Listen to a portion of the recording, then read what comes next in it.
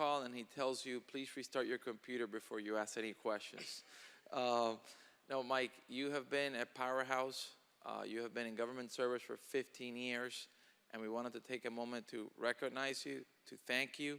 For those in the audience that do not know who Mr. Sarwasti is, he is not only a powerhouse when it comes to our technology department, but he's also in Miami Venture, and he has been spearheading our efforts there in order to improve computing, coding throughout the city.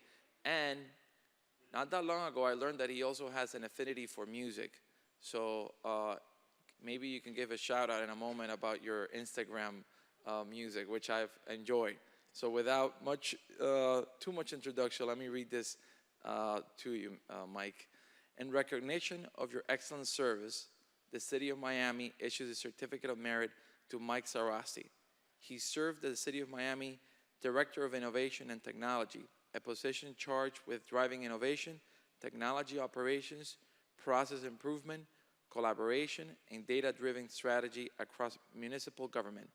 Throughout his career, serving Miami residents, Mr. Sarwasti has been instrumental in the advancement of civic services, user-driven technology, and open data. He has more than 15 years of government experience evaluating government process, modernizing technology, analyzing performance metrics, and improving the usability of resident services. He has built valuable relationships across cities, foundations, nonprofits, universities, and others throughout Miami's civic tech community. Most recently, at the City of Miami, he has led efforts to transform digital services, streamline IT operations, build process improvement capacity, and conceptualize smart city solutions. He is a core member of the Mayor's Office Miami Venture Team. He provides concierge support to founders, funders, and technology across Miami tech ecosystem. On his personal time, which I alluded to earlier, he also writes, produces, and performs his electro-experimental work, Duo Raker. We wish him the best as he enters his next chapter. We will miss you, Mr. Sarwasti, if I can call you Mike.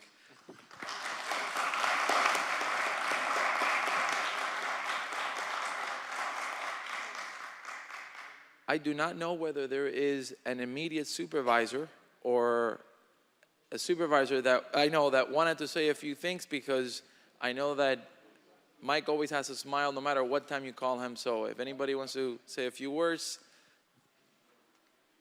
So I've had the pleasure of working with Mike for a year now, and I can tell you it has been an absolute delight to work with an individual that was forward-thinking and had the ability to see past the circumstances and keep moving regardless of what was thrown at him. So for that, I thank you, and I wish you well in your future endeavors.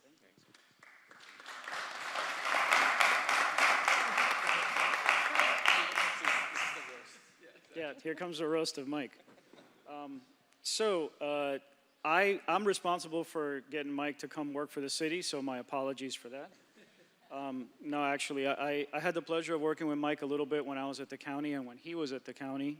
He came to bother me for something called a hackathon. I had no idea what that was. I gave him some data and figured I'd never see him again. But 2 weeks later, he came back not only with the data that I gave him, but with the application that I had been asking our own county IT department to do for 5 years. So congratulations and thank you for that. I ran into Mike in the lounge or the little cafeteria at the MRC one day, looking very frustrated. He had had an encounter with our building permitting process, and he was a little frustrated, so I asked him if he wanted to come join us to help me fix it. He came. The working title for his position was Process Ninja. I think we fixed that and turned it into a Chief Innovation Officer. But Mike has done an amazing job. He created the Miami Innovation Academy with the help of a couple of other folks. We've trained a significant number of our city staff before COVID came and kind of put a halt on that. When we needed someone to join and merge the innovation team with the IT team, Mike was the only person that came to mind. He's amazing, he's wonderful, he's my brother, and I'm gonna miss you terribly, but I hope you'll continue to be around, and rock on, my friend.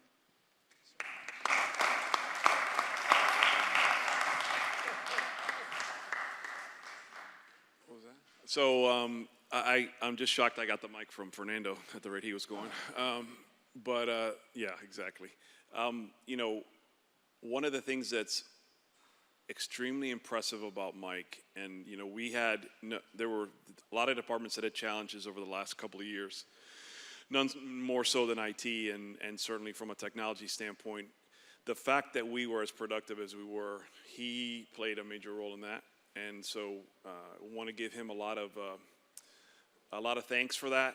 You know, my time with him has been somewhat limited, but he has been amazingly easy to work with, true professional, always looking at opportunities versus challenges, and I think that's a credit to the way he sees, you know, his role now, and I think his role in whatever venture he takes on. I know whatever he decides to do is going to be extremely successful. So Mike, look, I wish you all the best of luck in the world. I know we're going to cross paths a lot over the next, you know, 5-10 years, and I look forward to seeing those future opportunities for you and how they sort of present themselves. So good luck.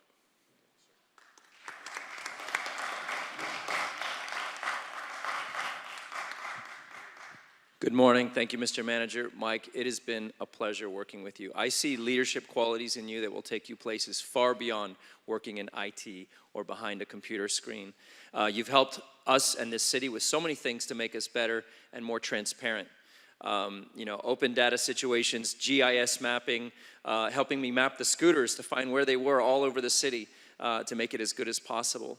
And then stepping up on the issue of Alzheimer's and coming to the city and challenging us to be better. We are certainly going to be missing you. And these celebrations, as you go on to a better place, I almost feel like they're not celebrations. I feel like these are little mini funerals for great employees at the city of Miami. And I don't want to be able to say that someone's going on to a better place, because Mr. Manager, there shouldn't be a better place to work than the city of Miami. So I'm challenging you that we have less of these celebrations of our excellent employees going on to amazing things. But don't let me take that away from your celebration. I wish you all the best. I hope to work for you someday. Congratulations. To say something? I'm not singing Careless Whisper, no. I just wanted to say thank you to everybody here, all my colleagues, all of these incredible leaders that have put me in the spot and created space for innovation, space for data, space to think about the future. It is the reason we've had the success that we've had in many of these areas, is because that space was created. So I challenge everyone here that continues to happen.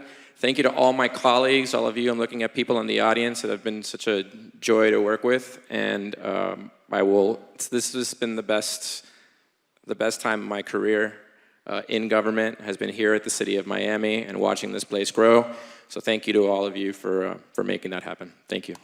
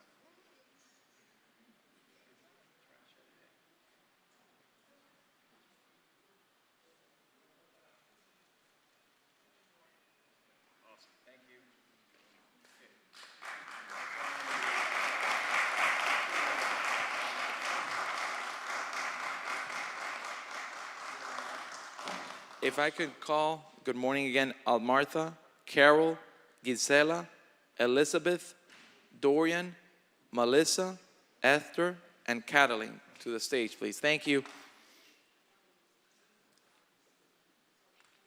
You're welcome.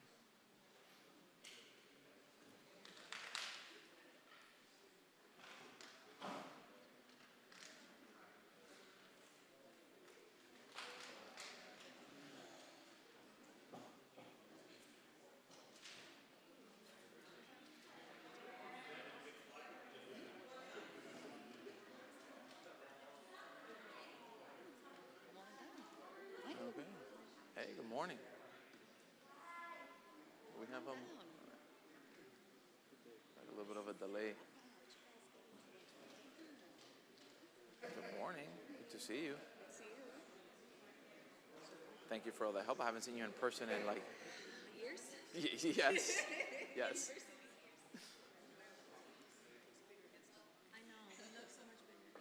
Okay, are we all? We're all here. Okay. Good morning again. The individuals that you see here are our employees of our wonderful Office of Grants Administration. For those that are not familiar with what they do, essentially is they ensure that many of our projects are successful by applying to multiple grants at the county and state level and federal level. And the last year has been a blockbuster year for them. It really has been an incredible amount of funding that they've been able to secure for the multiple projects that we have in the multiple districts. So if I can get a round of applause for everybody here, thank you. And if you don't remember, just remember when you applied to college or to high school, and remember putting an application together, how cumbersome and how difficult that could have been and how tedious that is. Imagine that doing day in, day out at a much bigger level. So that's how I try to identify and think about what you guys do all the time. So I'm gonna recognize, let me read what we have, and then I'll recognize you individually and say your name. In recognition of her excellent service, the City of Miami issues a certificate of merit. The City of Miami recognizes the dedication and commitment to improve the lives of Miami residents demonstrated by the successful implementation of programs and grants awarded. And here's the key. Since October 1, 2019, the City of Miami has awarded 93 grants totaling $163 million. Now, I'll cut to the chase and say in the fiscal year of 2021, fiscal year of this year, year to date, which obviously we still have plenty of months going forward, they've been able to recover or apply successfully, I should say, $105.8 million in grants for City of Miami projects. Thank you, thank you, thank you, thank you. As a result of the efforts and persistence of the grant writers and staff to complete superior proposals in a timely manner, the department staff supported each other in multiple ways to ensure the grant writing process continued to move forward and programs were implemented, whether we were working remotely or on site. The Summer Jobs Connect program was restructured to successfully provide remote employment opportunities and financial literacy to 466 in the summer of 2020 and 2021. In addition, our API, the anti-poverty agreements, were processed to ensure funding and was available to assist the 129,000 residents that were applied. So we wanted to recognize, and I'll go in order, Almartha Barrett, she's here. No, she's not here, okay. Carol Reynoso, thank you, Carol. Oh, thank you, sorry. Gisela Sotelo, thank you, Gisela. Elizabeth Albo, thank you, Elizabeth. Dorian Gibson, you were at our agenda brief. Okay, Dorian, nice to meet you. Melissa, good to see you again, as always. Esther Balcera, no, okay. We have Kathleen, no, okay. And last but not least, we have the leader, the commander-in-chief that makes this all come together, which is our beautiful and wonderful Lillian Blondet. Thank you so much.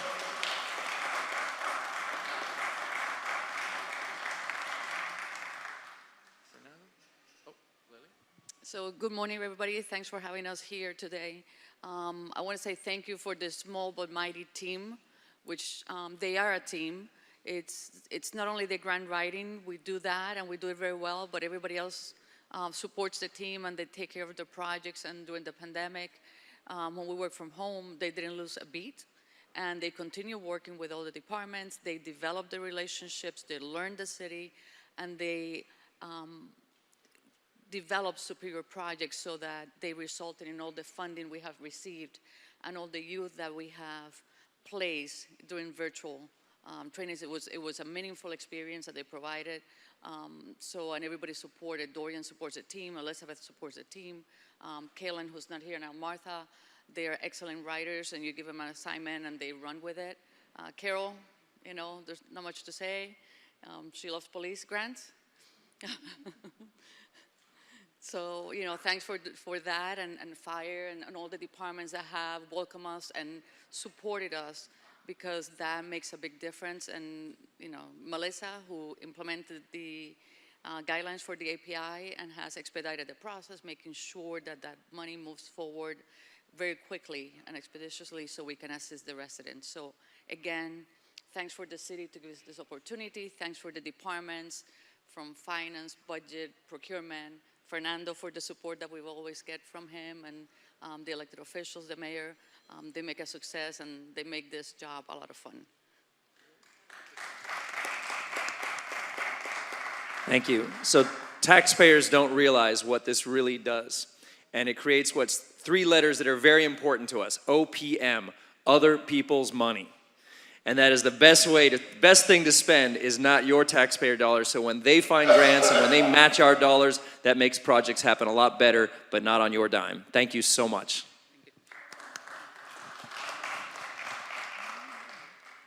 I love you guys. You guys are awesome.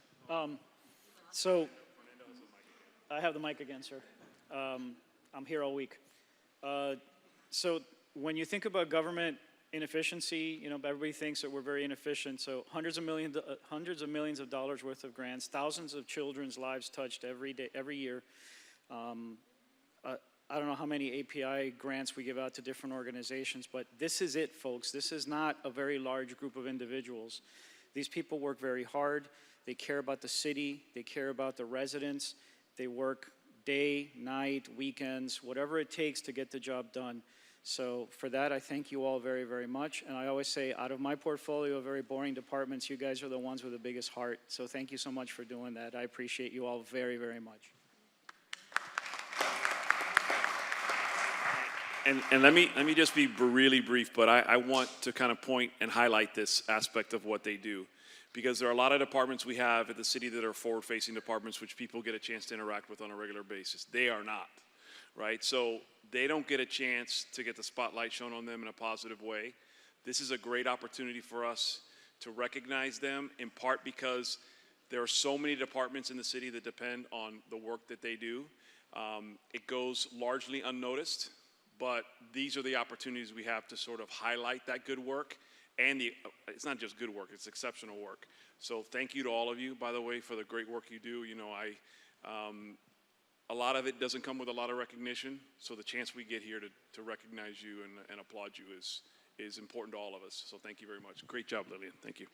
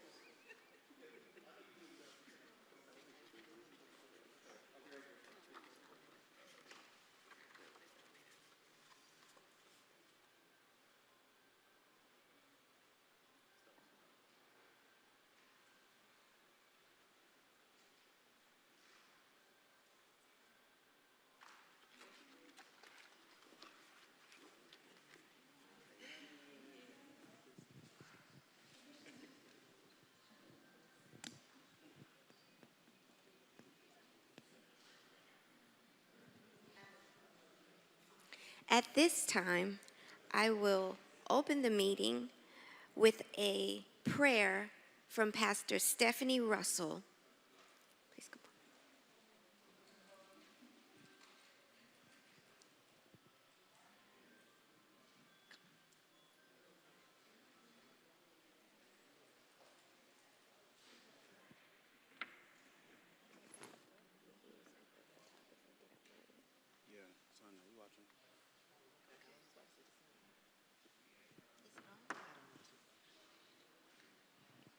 Thank you.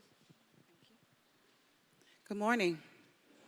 Well, the Bible says that men ought to always pray And we believe that when the scripture says that we ought to pray without ceasing, that means that we ought to consistently pray. Prayer has the ability to provide for us. Prayer has the ability to protect us. And prayer has the ability to give us power. I believe that when we pray, we can pray a prayer here, and it can transform and travel and touch by far. And so with that being said, I'm going to pray in my faith, and I'm going to invite you to pray in your faith. If you would just bow your head in a word of prayer at this time. Eternal God, we're so grateful for this day, a day that we've never seen, a day that we should never see again. We thank you now for this opportunity that you have allowed us, the privilege and the opportunity to even be a participant of this day. We give you honor, we give you glory because of that, because we realize that it's nothing we've said or done that merits us from being here. But because of your grace and because of your mercy, we want to tell you thank you. God, we ask you, God, now that as we assemble ourselves here to take care of the business of your people, that you would guide us, that you would speak to us, that you would lead us, that whatever decision and whatever direction and whatever determination that is made, that it is made for the betterment of the people and not for the status of a person. We bow our heads and pray now for those who have been affected by wars, rumors of wars. And we ask you, God, now that you bring peace, that you would touch now the heart of them who have been victimized by such tragedies. We ask, God, that you would touch now the heart of the individual who feels it is necessary. And so we ask you, God, now that you would navigate us through this meeting. And at the end of the day, and that we all get the growth and that you get the glory. In your son Jesus' name I pray, amen. Praise God. Amen.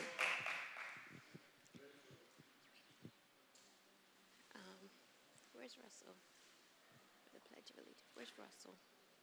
Commissioner Russell said someone was maybe going to play the guitar. Good morning, Commissioner Reyes. I'm looking for Commissioner Russell. We just lost him. Did we lose him for a little while, or are we going to lose him forever? Just a little while today. How you doing? You look great. Good, thank you. How about yourself? Fine, fine, fine. Got good news from Tallahassee. That trip. No, that trip. No, I'm waiting for the young man that's retiring. He might do the electric guitar national anthem, so I'm waiting for him. But that was Commissioner. That we took to. We got 7 million. Wonderful. I told my son. He said that he wants to train. Oh, that's wonderful. That would be nice. Yes, That would be really nice. He's going to show you the ways that, because he knows that you want to do the same thing that we're doing, and you understand that we have to go. Yes, yes. Our due diligence. And he said, I'm going to show her the ropes. Absolutely, I would love that. Okay? Just want you to go.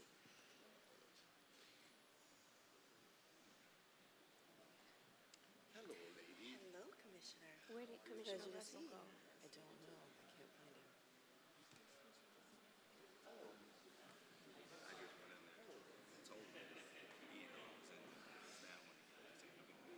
Huh? What? I went there to get him. The staff went back there to tell him that you were ready. He didn't know I was in there. And he said, well, he can wait. I told him, Who can wait? he can wait. The commission. Because I told him he didn't. Commissioner Russell? Yeah.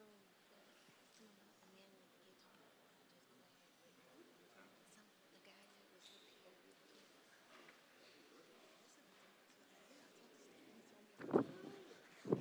Tell me about the impact that everybody's talking about. So I'm sure you're going to educate the people. And besides that, they want to use this as a farce for the nutmeg laws. Right. Right. It's a farce. And I'm not part of that. Gotcha. Okay? But what's important, they're going to take my money and my parts, and then they're going to fix that sidewalk. Because that's what it is. Yeah. They take the parking back, please. That's right. It is a sidewalk downtown, and then people fly. I was told the IT guy might do the national anthem on the guitar. He's here. You want Want him to come now? He's going to do it. Yeah.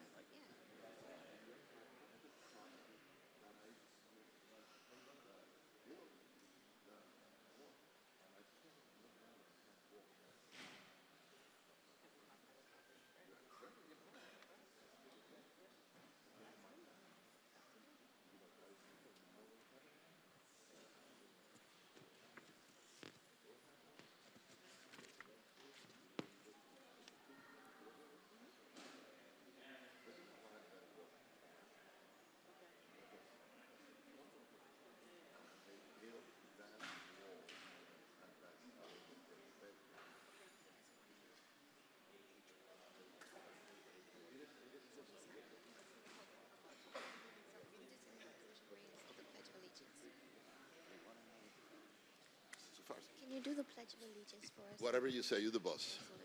So Whenever you tell me. you want to wait for Russell to come out? You just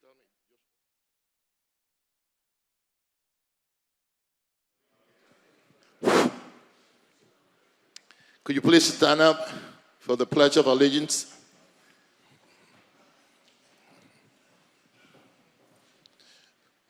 Right here. I pledge allegiance to the flag of the United States of America and to the republic for which it stands, one nation, under God, indivisible, with liberty and justice for all. Good morning. Good morning. Thank you. Good morning, everyone. Welcome to the March 10th meeting of the City of Miami Commission in these historic chambers. Procedures for the public comment will be explained by the city attorney shortly. Procedures for the swearing in of parties for the planning and zoning and/or quasi-judicial items will be explained by the city clerk, and I'm going to have them do that now. Victoria, if you could explain the procedures Thank you, Madam for Chair. public comment. Good morning. Any person who is a lobbyist pursuant to Chapter 2, Article 6 of the City Code must register with the City Clerk and comply with the related city requirements for lobbyists before appearing before the City Commission. A person may not lobby a city official, board member, or staff member until registering. A copy of the section about lobbyists is available in the City Clerk's office or online at www.municode.com.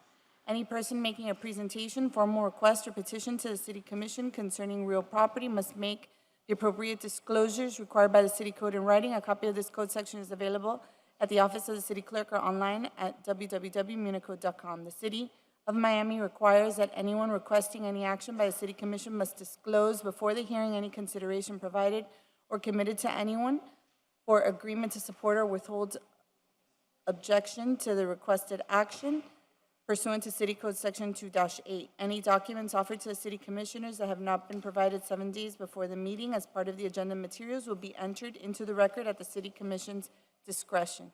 In accordance with Section 2-33 F and G of the City Code, the agenda and material for each item on the agenda is available during business hours at the City Clerk's office and online 24 hours a day at www.miamigov.com.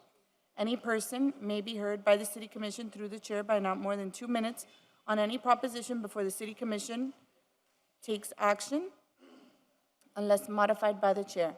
Public comment will begin at approximately 9 a.m.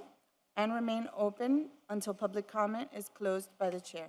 Members of the public wishing to address the body may do so by submitting written comments via the online comment form. Please visit www.miamigov.com/meeting instructions for detailed instructions on how to provide public comment using the online public comment form. The comments submitted through the form have been and will be distributed to elected officials and city administration throughout the day so the elected officials can consider the comments before taking any action.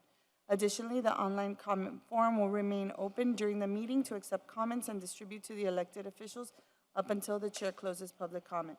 Public comment may also be provided live here at City Hall at 3500 Pan American Drive, subject to any and all city rules as they may be amended. If the proposition is being continued or rescheduled, the opportunity to be heard may be at such later date before the City Commission takes action on such proposition. When addressing the City Commission, the member of the public must first state his or her name, his or her address, and what item will be spoken about. Any person with a disability requiring assistance, auxiliary aids, and services for this meeting may notify the City Clerk. The City has provided different public comment methods to indicate, among other things, the public support, opposition, or neutrality on the items and topics to be discussed at the City Commission meeting in compliance with Section 286.0114 4C Florida statutes. The public has been given the opportunity to provide public comment during the meeting and within reasonable proximity in time before the meeting. Please note, Commissioners have been briefed by City staff and the City Attorney on items on the agenda today. Anyone wishing to appeal any decision made by the City Commission for any matter considered at this meeting may need a verbatim record of the item. A video of this meeting may be requested at the Office of Communications or viewed online at www.miamigov.com. PZ items shall proceed according to Section 7.1.4 of the Miami 21 Zoning Ordinance as temporarily modified pursuant to emergency ordinance numbers 13903 and 13914, Pursuant to emergency ordinance number 13903 and 13914, parties for any PZ items, including applicant, appellant, appellee, city staff, and any person recognized by the decision-making body as a qualified intervener, as well as applicant representatives, and any experts testifying on behalf of the applicant, appellant, or appellee may either be physically present in City Hall to be sworn in by oath or affirmation by the city clerk, or may appear virtually and make arrangements to be sworn in by oath or affirmation in person at their location by an individual qualified to perform such duty. Pursuant to emergency ordinance number 13903, members of the general public who are not parties to an action pending before the city commission are not required to be sworn in by oath or affirmation. The members of the city commission shall disclose any ex parte communications pursuant to section 286.0115 and section 7.1.4.5 of the Miami 21 zoning ordinance. Staff will briefly present each item to be heard. For applications requiring approval, the applicant will present its application or request to the city commission. If the applicant agrees with the staff recommendation, the city commission may proceed to its deliberation and decision. The applicant may also waive the right to an evidentiary hearing on the record. The order of presentation shall be as set forth in Miami 21 in the city code, providing the appellant shall present first. For appeals, the appellant will present the appeal to the city commission, followed by the appellee. Please silence all cell phones and other noise-making devices at this time. This meeting can be viewed live on Miami TV, the city's Facebook page, the city's Twitter page, the city's YouTube channel, Comcast Channel 77. The broadcast will also have closed captioning. Thank you.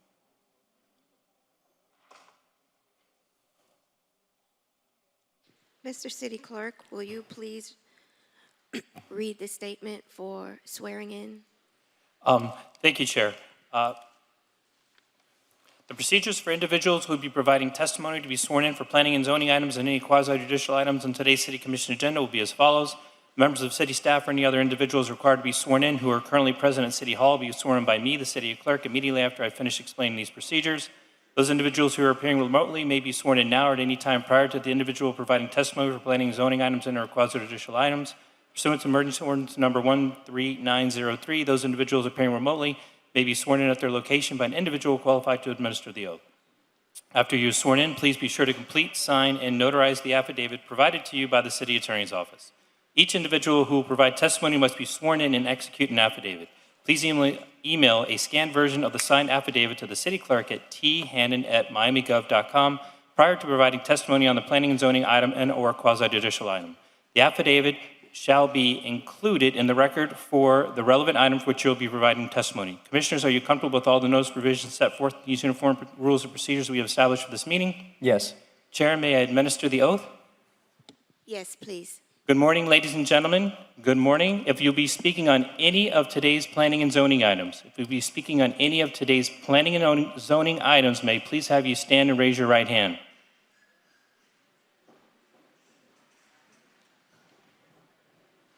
Do you solemnly swear or affirm that the testimony you're about to give at today's meeting is the truth, the whole truth, and nothing but the truth? And your response is? Thank you, Chair. Thank you, Mr. City Clerk. Mr. Manager, are there any items that the administration would like to continue, defer, or withdraw, or indefinitely defer?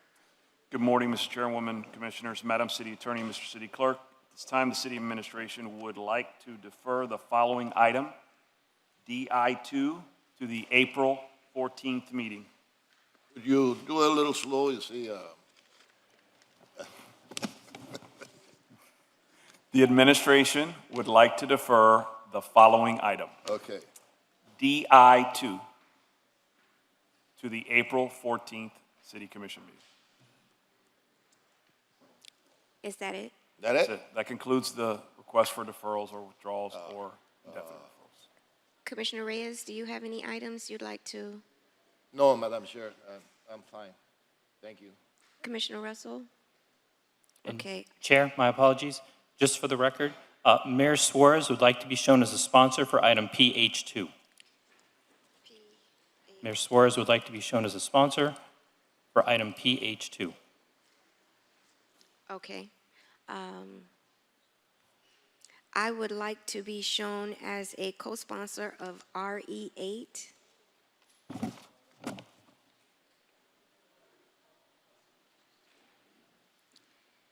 And I would like to defer item PH2.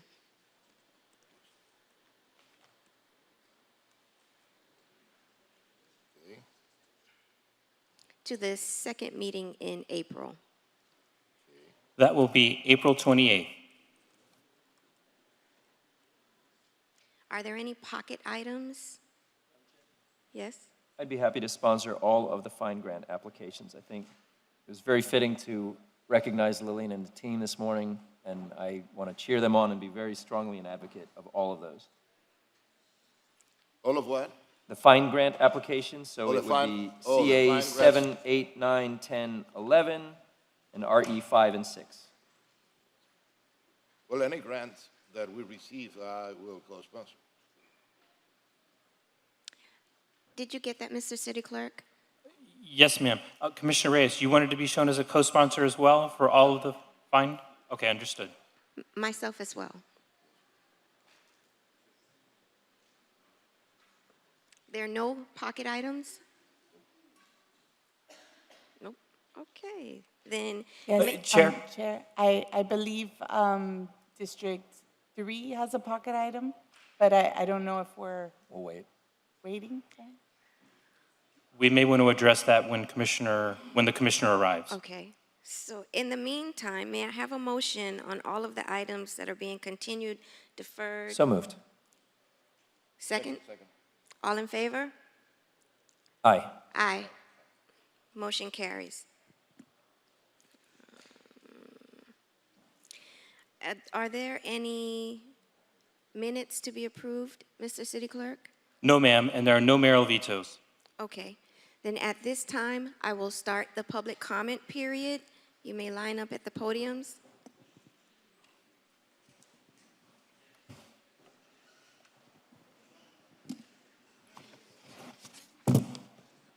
Good morning.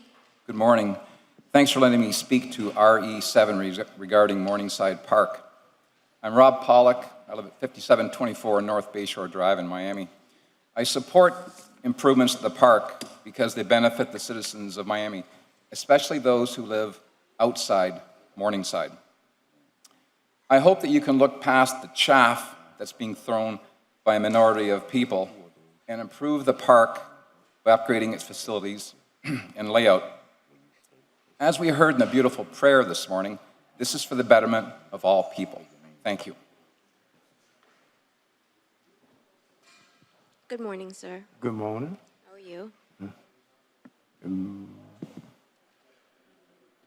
Please go ahead. Henry Stevens are my name. And I come to address the homeless, or I am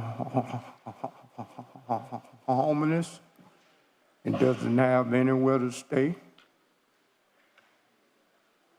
And ain't nobody reached out to me about any of this stuff here.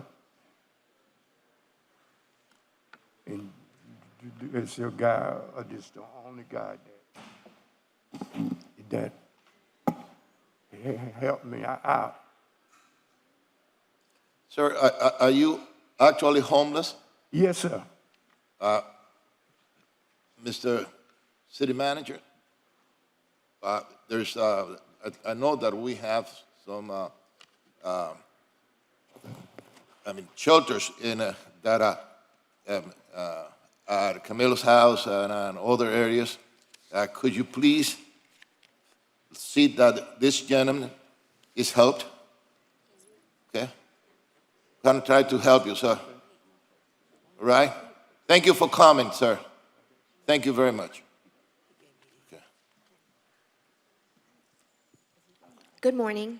Good morning, everyone. My name is Jana Mayland. I am a resident of Morningside and a mother of 3, including this little one. And I'm here to support RE7 and improvement of the Morningside Park so that my 3 kids and the other kids of the neighborhood can enjoy the beautiful park that we have for a long time to come. Thank you. Thank you. Good morning, Grady Muhammad, President and CEO, J. Fernand Real Estate Leasing. BC 15 in favor of the appointments for the Little Haiti Revitalization District Trust. My address is 7017 Northwest 5th Court. I'm a Little Haiti resident, Little Haiti business, and more importantly, I'm a Haitian member of the Haitian community, because my father's Haitian. So I'm in favor of the potential appointments for the Little Haiti Revitalization District Trust. Thank you. Thank you. Good morning. Good morning, Madam Chairwoman. My name is Daniel Mayland. I'm a resident of Morningside. I'm a member of the MCA, and I am one of the volunteer park committee co-chairs. And I have something I'd like to add to the record, which is the results of our survey of the MCA community since the last meeting that the City Commission had on RE7.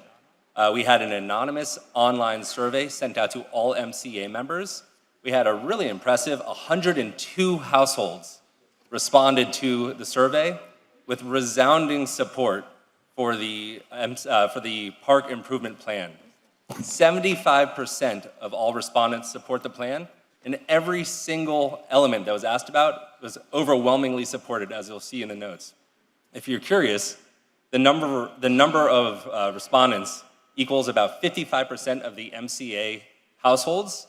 It's about 200 plus individuals and represents over a quarter of the houses in all of Morningside. So it's a pretty good statistical survey, and we strongly encourage you to vote in line with the will of the neighborhood and of the MCA and help us have a park for a long time to come with RE7. Thank you so much. Thank you. Good morning, Neil Robertson, 5991 Northeast 6th Court. I'm the Vice President of the Morningside Civic Association and a resident of the City of Miami and Morningside since 1983. This is my third trip down here for the park. I'm in support of it. I'm entirely frustrated by the delays, which have not just been over the last 3 years, but over the last 5 or more years. We need a modernized park. My neighbors and I have been through the years argued about a lot of things, and there's still room to argue about what the park will ultimately look like. This is a concept that's in front of you. But you have to release the money for the concept so we can move on to the finer details of where the pool goes, or if there's going to be 2 basketball courts, and all that nonsense, which is down the line. But nothing happens until you people say yes to the money. There will be changes in this concept. That's fine. I don't care anymore. I just want you to do something. Pay us, give us an opportunity to improve it. There are naysayers, but we need a modernized park for the children of today, not for the Peter Pan vision of Elvis Cruz childhood. We need a new park that has new facilities. Thank you. Thank you. Morning. Good morning. I am Reynold Martin. I'm speaking on the issue of RE7 Morningside Park redevelopment. I'm a member of Village West Homeowners and Tenants Association. You wonder why I'm here. I'm here because I worked 10 years with Mr. Cruz at the Miami Fire Department. I have used the Morningside pool to train as a firefighter to provide, safety for our community. When he told me what was happening, I had to go see for myself the proposed changes to a beautiful public facility that is being improved for no good reason. I was taught that if it's not broke, you don't fix it. If you go to the park on the weekend, it is full of people picnicking, playing ball, fishing, and otherwise enjoying the amenities of a park that has been there for 69 years since 1953. I think the city ought to slow up on this issue, listen to another point of view, and come up with a project supported by residents from all over the city, not just those that live in the Morningside community. Given more time to this issue, I would get organizations like the NAACP and other rights organizations to get involved, because the impact of this project is to limit access to an African-American community who have not had notice that these things are going on. Thank you for hearing me. Thank you. Good morning, sir. Good morning, Alan Danvers. I live in Morningside. Dear Commissioners, thank you for giving us the time to address you 2 weeks ago, and more importantly, for apparently listening and taking our concerns seriously. To be clear, I support wholeheartedly the allocation of funds to build a new pool in Morningside Park, the remediation of the shoreline, and to address the flooding issues in South Morningside. it remains a fact that the ineptitude and inability of both the city and the volunteer and voluntary neighborhood civic association, not homeowners association, to manage a proper and appropriate charrette process for these public works over the last 6 years has caused endless confusion and division among Morningside neighbors. I listened again to your comments from last 24th February meeting. Your only real objection to leaving the pool in its present location was a concern about the unlikelihood of a change to flood zoning from VE to AE. Now we are informed that FEMA is eliminating Morningside Park's VE flood zone, and the entire park will become an AE flood zone. That new information, based on federally funded science, must resolve the controversy. The pool will be the same height no matter where you build it in the park. So the reasons for moving the pool are moot. By building a new pool in the existing location, you can avoid disrupting the rest of the park and avoid wasting a lot of taxpayers' money. A new pool in the same place will not block the view. Please build a new pool, not an aquatic center, in the original place and leave the loop road as originally designed. Please do not fundamentally change the character of the park with this plan that is based on incomplete and materially incorrect information. Thank you. Chair, I'm sorry, if I can get the speaker's name again?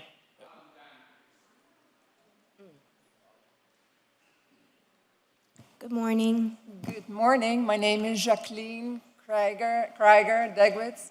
I live in Morningside also, 690 Northeast 50th Terrace.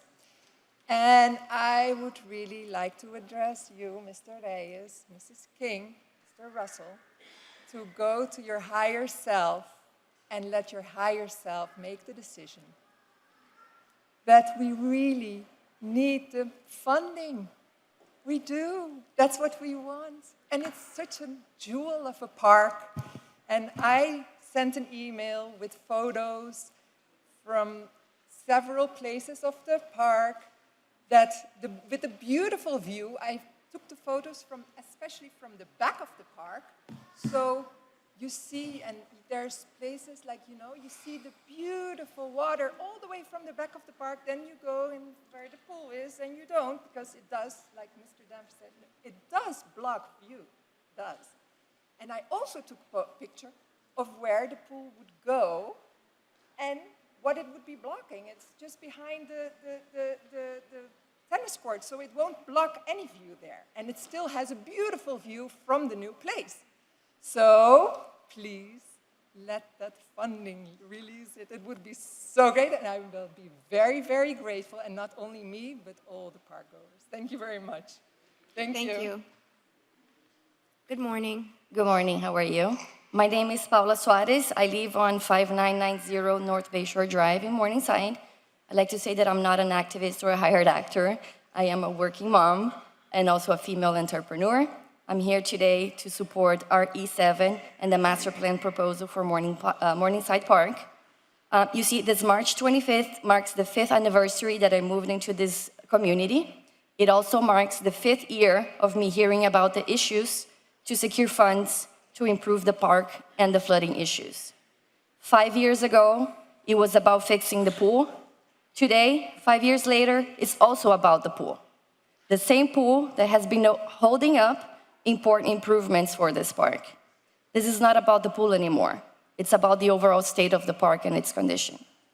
As I drove here today, I looked at Kennedy Park, and I have to say I was a little bit jealous seeing all the visible improvements on that park. While they've been building, we'll be still debating the same issue.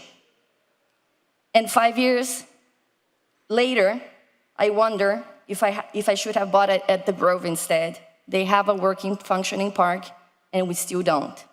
It's time. Please vote on this resolution today so we can get to work. Thank you. Thank you. Good morning. Good morning. My name is Michelle King. I live in Morningside, 546 Northeast 57th Street. I am asking you to please vote in favor of RE7.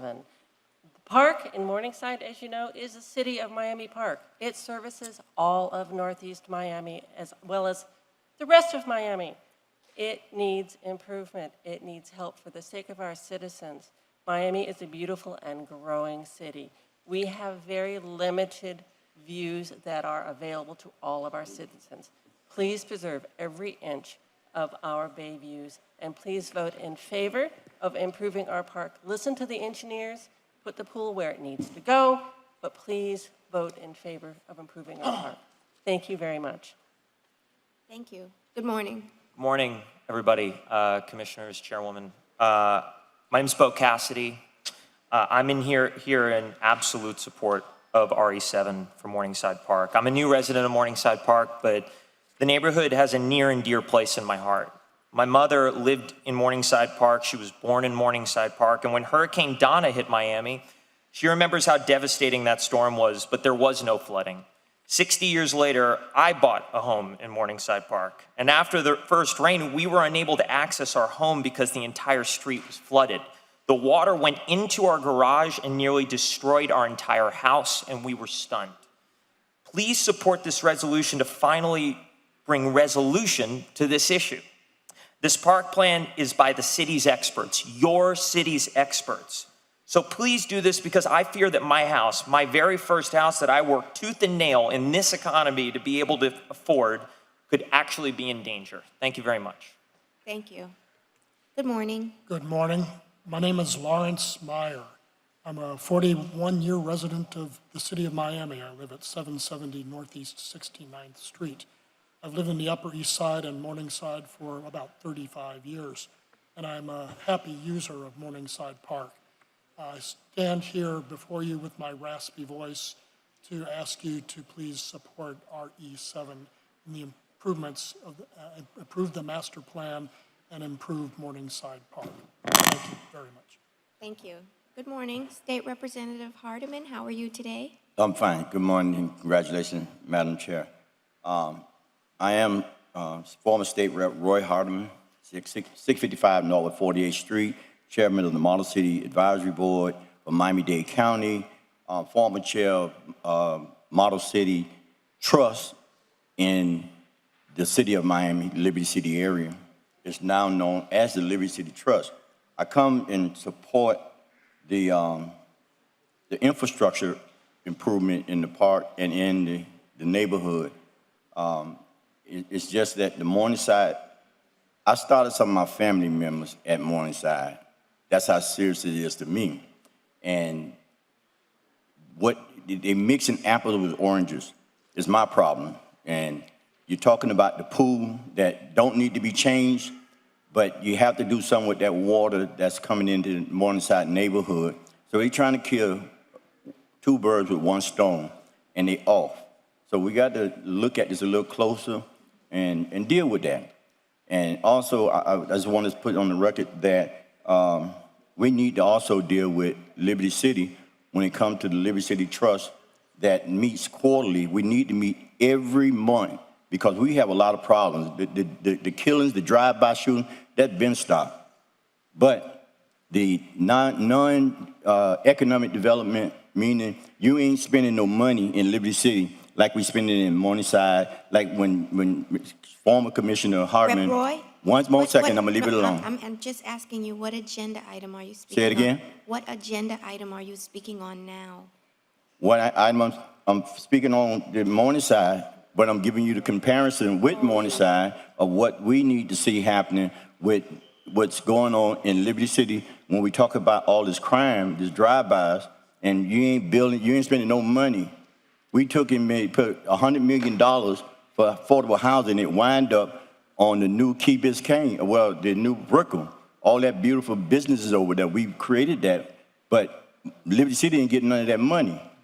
I'm here to say, I'm crying that y'all hear me. Thank you. Because I don't want to be on the street fighting y'all for nothing. Thank you. Thank you. Good morning. Good morning. I am Jeff King, 546 Northeast 57th Street. I'm here to ask you to please vote yes on RE7. That concept is a product of the city and residents working together. And as far as the pool, when that pool was built in the 50s, it featured cabanas along the deck that could be rented for the season by households with extra money. And I'm sure that the pool location and the elevated cabanas with a great view of the water was intentional. But now those cabanas are long gone and they're not coming back. And the $1 million water views are for everyone, and that happens from the park grounds. I kind of find it hard to understand how some folks that argue against trees along the shoreline because it blocks your view are arguing for a giant wall of a pool that would block water views from the park. Put the pool near the management center. It enhances safety and makes it more efficient to manage. There will still be water views from the pool deck. Please approve RE7. Let's get started improving the park. Thank you. Good morning. Good morning, Commissioner Elvis Cruz. I have, speaking on 3 issues today, and I have some others that are giving me their time, Mark Rockowicz, Maurice Hobbs, and Barbara Lang. How many people are giving you time? It'll be a total of 4. 4 people? Yes, ma'am. Plus yourself? No, 3 plus myself, 4. Oh, 4. Yes. Okay. No, Okay. you should speak. Okay, may I? So that Commissioner? is, wait, let me, Sorry. so that's 8 minutes. Yes, ma'am. 8 minutes. It should be less than that, but Okay. Go right ahead. thank you. Commissioners, I have great news. The Morningside pool issue has a win-win solution. You don't have to move the pool to avoid the AE flood zone because FEMA is eliminating the VE zone. The entire park will become an AE zone in 3 to 4 months, maybe sooner. Commissioner Russell, the hard decision is now easy based on FEMA science.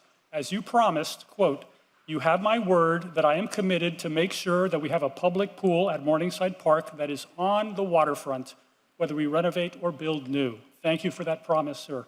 Commissioner King, you are no longer trapped into moving the pool. All of you, please help Commissioner Russell fulfill his promise. A new pool in the same place avoids demolishing and rebuilding 8 other facilities. It already has 2 parking lots, while the inland location would congest the front of the park. The AE zone means the pool has never been at risk of high wave action. This damage was caused by years of scrubbing the deck with chlorine bleach, which seeped through the expansion joints. I was a lifeguard there in 80 and 81, and that was the routine. Notice the beam next to it is unaffected. Commissioner de la Portilla, the location of the pool was not a 50-50 split at the community meeting. That question was never asked. 60% wanted the pool in the same place from the first Morningside survey that went to every house in the neighborhood. That's why the MCA refused $600,000 Commissioner Russell offered to move the pool. The MCA did a second survey last Saturday that did not include the new information about the flood zone change and went only to MCA members, which is less than half the neighborhood. But this is Miami's park, and the vast majority of park users do not live in Morningside. 2,100 of them signed this petition, and I believe you've each received a copy, in favor of keeping the park's facilities in place and keeping the loop road intact. Like Commissioner King, they love this park. In that petition are people who've used the park for decades, especially many black families who picnic along the loop road and want to preserve the place where they've made precious family memories. 58% of the first Morningside survey said leave it as is. Commissioner Russell personally conducted a vote on a loop road at that community meeting, and the overwhelming majority said keep it, but this plan shrinks it by half, contrary to that vote. Please uphold the public interest. The pool is set back 90 feet. It will not block the view of the bay. It improves the view from the elevated deck. For example, Marine Stadium. The whole idea is to go inside and enjoy the raised platform for viewing the bay. With the new flood zone, we have a good logical compromise. A new pool at the elevation the city wants, in the same location most of the public wants, without disrupting 8 park facilities. It's a win-win. Shoreline flooding. The park should be protected from shoreline flooding, but this plan does the opposite. It puts the seawall 23 to 77 feet inland and surrenders the shoreline to flooding. The plan excavates the shoreline to the high tide level, creating a swamp. No mangroves will be planted, but that's misleading because the swamp is a mangrove incubator. Seeds will float in and grow a wall of mangroves. They even drew mangroves on the plan. It's a Trojan horse. We know the difficulties of getting mangrove trimming permits, and they soon grow back. The plan takes 80,000 square feet of precious waterfront recreation space. It calls for planting 3-foot-tall marsh grass over large areas. You can't walk, lay a picnic blanket, or play there. It would be unusable by the public and a perpetual maintenance problem, attracting weeds and litter. The plan's motivation is environmental, but the water pollution comes from the Little River and would not be improved at all by this plan. The park already has 2.5 acres of mangrove environment. Here it is in 1953 when the park opened. Here is that same location today. The park already has more linear feet of living shoreline along the canal and tidal basin than the 1,900 feet of bay frontage. There are already 17 nature preserves along Biscayne Bay. Morningside is a recreation park, not a nature preserve. There are few places in Miami we can picnic next to the bay. The public's enjoyment of the park should be first priority. This is Miami's park. Like you recently did at Albert Pallet Park, here's an alternative living shoreline. Put the seawall at the shoreline with boulders and oyster reefs in the water, which would improve water quality.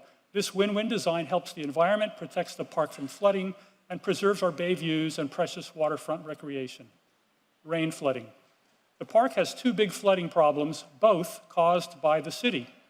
First, the athletic field. Notice this walkway has a large puddle behind it. Here's the overhead view in 2010. The drainage ditch is marked by a blue arrow.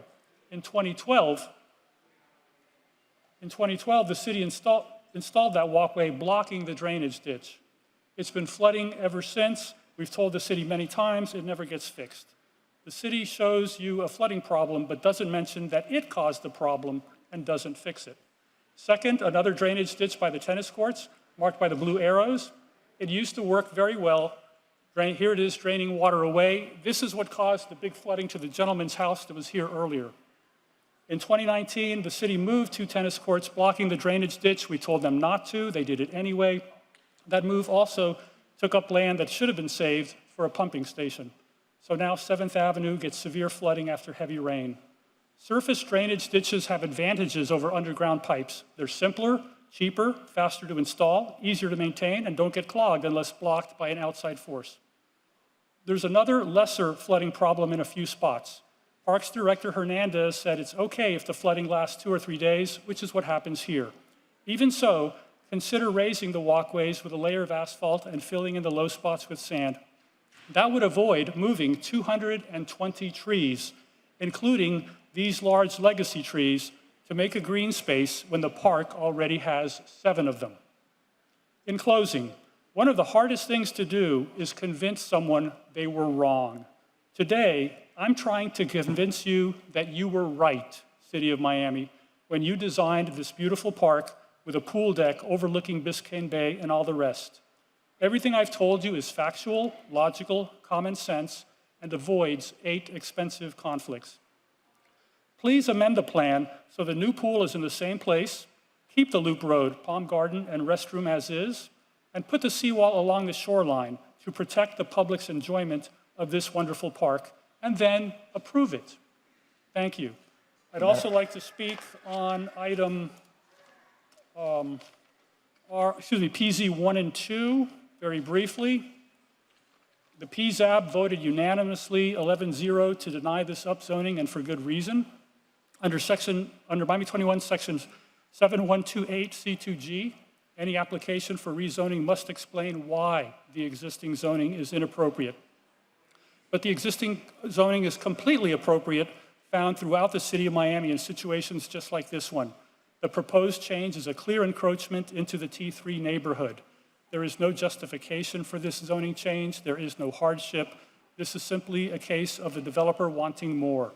Instead of buying land that is zoned for their project or designing a project to fit the zoning, the developer wants to change the zoning to fit their project. They have it backwards. Thank you. Thank you. Madam Chair, comment on the petition. I have a question about the petition that was brought to us just now. May I? Thank you. Mr. Cruz, you and I love working with you because I know it comes from a good place in your heart and what you care about. We agree on some things, we don't agree on other things. Democracy should prevail within the community and on this dais. What I don't like sometimes are the techniques used.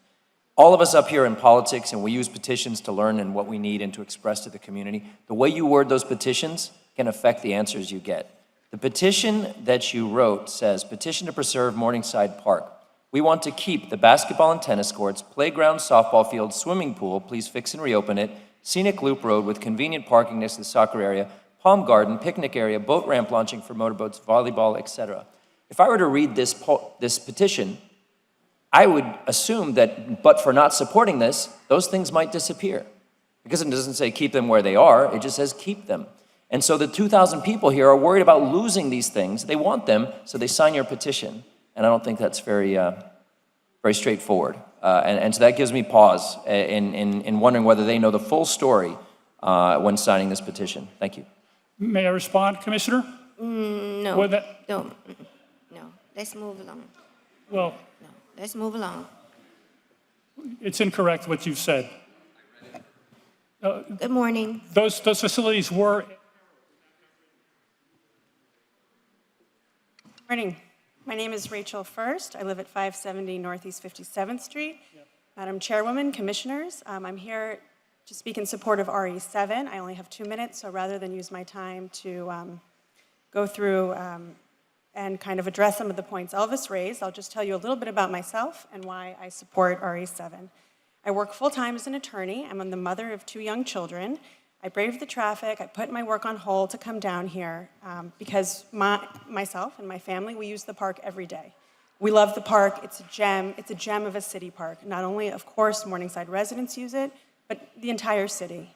And this is at least my 5th trip to City Hall to speak to you about the park, which has been the subject of so many public meetings, so many public notices, and city commission meetings over the past 5 years. The city's plan is the result of a lot of public outreach, a lot of studying, the opinions of its experts, consideration of flooding, the opinions of engineers, and it represents the city staff's best efforts to plan for a park that will serve Miami residents for many decades into the future. And that is why I support it, and that is why the Civic Association members also support it. I happen to be the president, but I'm really here as a concerned resident and user of the park. The survey that we carried out last week, in order to control the amount of participants and be sure that it was an accurate survey, that nobody voted twice, we made it available only to MCA member households and only 1 vote per household, no matter how many people live in the house. And everybody overwhelmingly supported the city's plan. Not everybody, but there was an overwhelming, strong majority support for every single element of the city's plan. The city's plan includes a new beautiful pool, a loop road to ensure access to every aspect of the park, and a thoughtful shoreline that doesn't replace the shoreline we have now with a big concrete wall. So please vote in favor of RE7. Please don't defer it again. Our park needs investment. Thank you. Thank you. Good morning. Good morning, Madam Chair. Derek Blassingame. I came here on November the 2nd to the city of Miami. I am a government watchdog. I am an unsheltered individual, and I hope that the city of Miami is prepared for what is coming forth.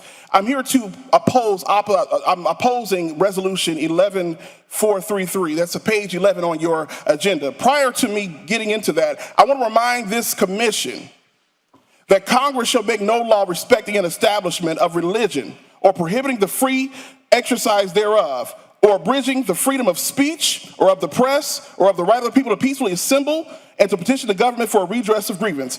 I also want to remind you of the City of Miami's Bill of Rights, the Citizens' Bill of Rights. This government has been created to protect the governed, not the governing. I want to reiterate that privatizing parks to keep homeless individuals from using them or to ascertain specific groups of people who you want in these parks is unconstitutional. The City of Miami police have been harassing me for being in public space simply because I'm a homeless individual. The Ninth Circuit Court of Appeals in federal court has already ruled in 2018, and the United States Supreme Court upheld that ruling, that homeless individuals have a right to be in public spaces if there are no spaces in shelters. So I'm asking you to tell the City of Miami police to back down or we'll go to court, federal court. The other thing I want to mention is yesterday, my time is very valuable. The people invest time in coming down here. Yesterday, I waited 4 hours. There was no meeting. There was no communication to the clerk's office. Nobody, even the vice chair, did not come in to support the chairwoman in her capacity to operate a meeting. I'm disappointed in the way you all treated the public yesterday. I'm also disappointed that in the agenda, it says that the public comment will start promptly at 8:30. You all have forgotten the people that put you in the seat that you are in today. You are not above the public. You are not above the citizens. You are not above homeless individuals. And the police department will refrain from harassing individuals who are homeless, or we're going to... Good morning. Good morning. My name is Maria Risso. I live at 650 Northeast 52nd Terrace.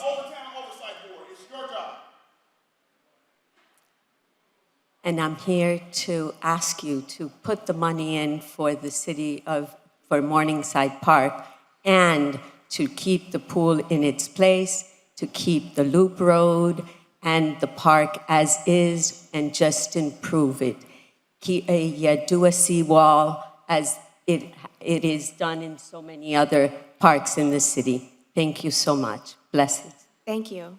Good morning. Good morning. My name is Al Barreto, 640 Northeast 52nd Street. I've lived in Morningside since '88 with a 3-year departure to Texas, but originally, came back immediately.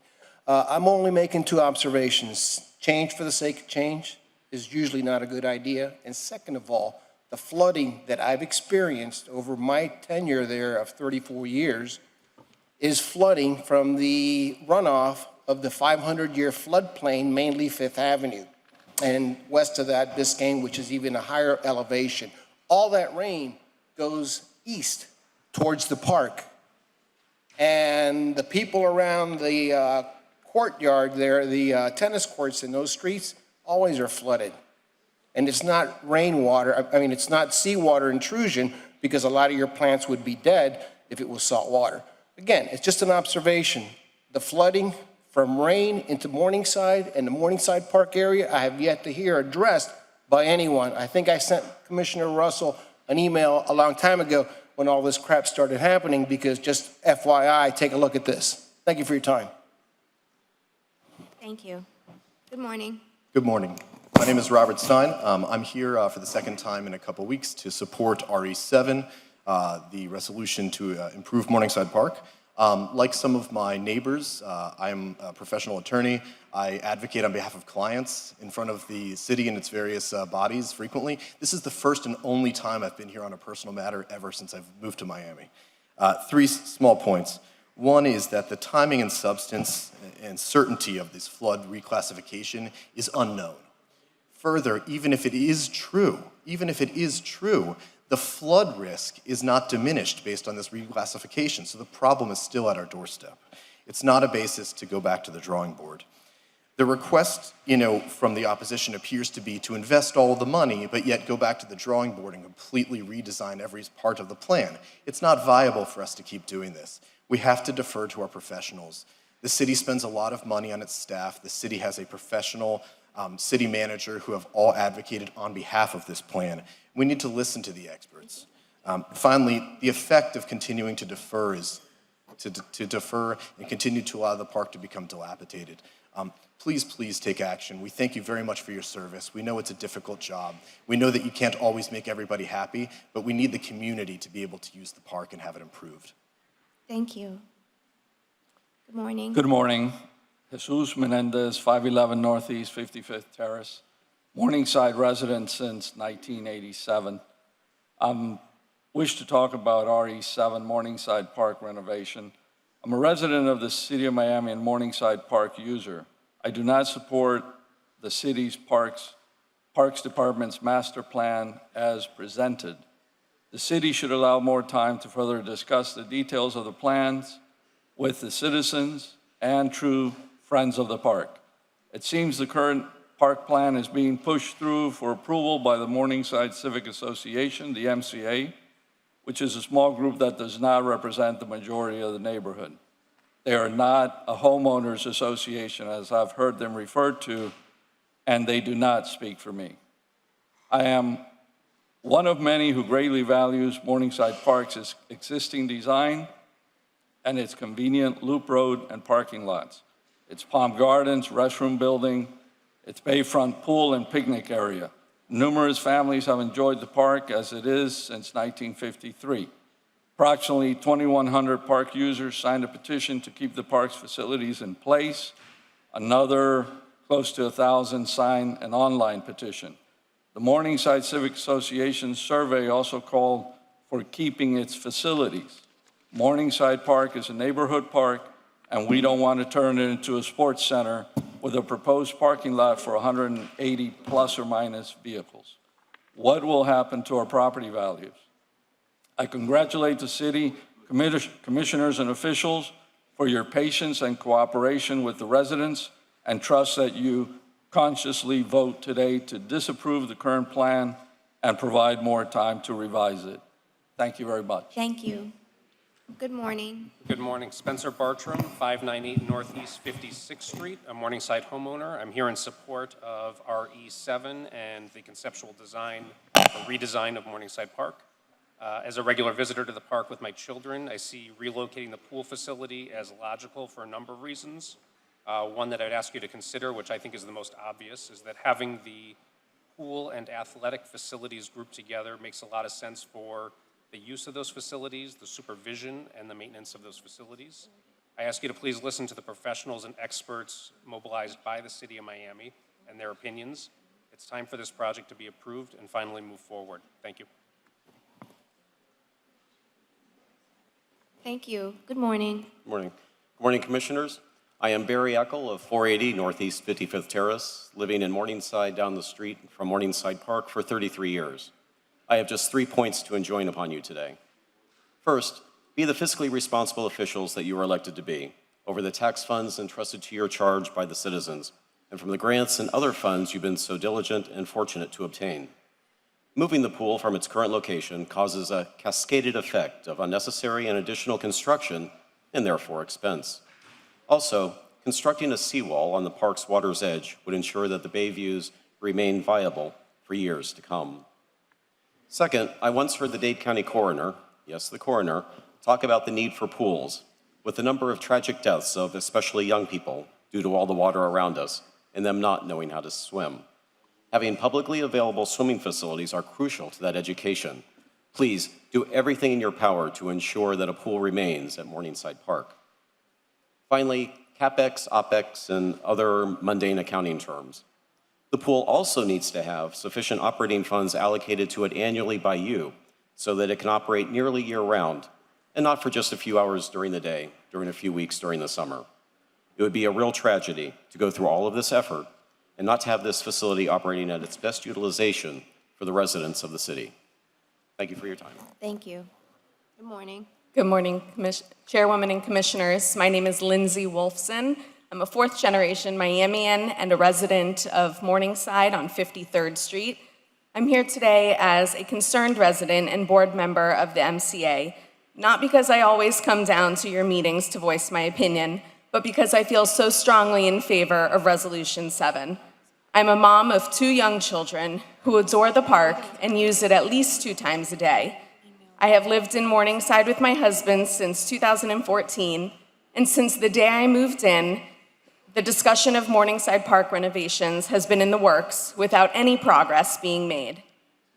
You have heard many residents speak here today on Resolution 7. Regardless of the differing opinions of the details of the park, you have heard there is uniform support in the neighborhood for investment in the park. It is time to make progress and move forward by voting yes on Resolution 7 so that the real work can begin. There will always be new information, and that is the nature of the world. There will always be an excuse to defer, but the longer we wait, the conditions continue to worsen and the more expensive the renovations become. Please vote yes today on the conceptual master plan for Morningside Park. Thank you. Thank you. Good morning. Good morning, Commissioners. Madam Anita Holmes for the record. I'd like to first start off by thanking a commissioner, and I can't say the distinctive name because of the situation, for reaching out to me and going above and beyond the practices normally done by a commissioner. Sometimes people misunderstand what occurs in homelessness. And in support of CA 12 And then congratulations to brothers of the same mind and sisters of the same kind, too. I'd like to say this is the first innovative change in funding that I've seen for public housing to deal with that issue of gap services that seems to continue. Remember, homelessness changes like the cultures do. Some of us are local, but more so often, some of us are in prevention. I started out at Camilla's house 12 years ago. I was working, but I was a functional, what they call functional homeless. Now I'm living in a building that is now zone repair and demolish and have been in that situation for a while. I'm seeking places and consolidated lists of places to reach, and I spend half of my time and gas money going to places that, because I'm senior and disabled, I'm thinking I'm qualified. But the rules of engagement had gone. I've lost my credit card because a lot of the ERAP funding hasn't gone because policy seems to continue to change. Having a bridge or having a voice when you're going through these situations, I'm functioning, but still I'm homeless. And I'd like to know if that outreach service is going to take any type of data, because continuum of care requires that any of these type of outreach actually take the data. Evidently so. To be successful in housing and then to come to this level mean there's a gap in communication. I have to apologize also, I'm here about the Citizens' Bill of Rights. There seems to be some misconception about how I present myself. But I'm a person living with disability and in a chronic illness in a situation like this. And I can't understand this as intellectual and as engaging as I have been, things have not connected. I don't want personalities to go above us because I really have been trying to reach out. And I'd like to apologize to my commissioner directly if I seem that I had disrespected you at any time. Thank you. But when you're in Christ. Thank you. Well, what's wrong with the way you present yourself? I've known you for how many decades now? What's the problem? I don't see any problem. Me either. Apparently, it's intimidating sometimes when you're smarter than the people you engage with or more experienced and you know the law. Thank you, sir. Good seeing you. Thank you. Good morning. Good morning. Hi, my name is Jonathan Rafi, and I live at 499 Northeast 55th Terrace, just down the street from the main entrance to the park. I am here once again asking the Commission to support Morningside Park, support RE7. The park needs funding. I, like many of my friends and neighbors, took time away from work, from my family, from my life, to be here advocating once again for Morningside Park.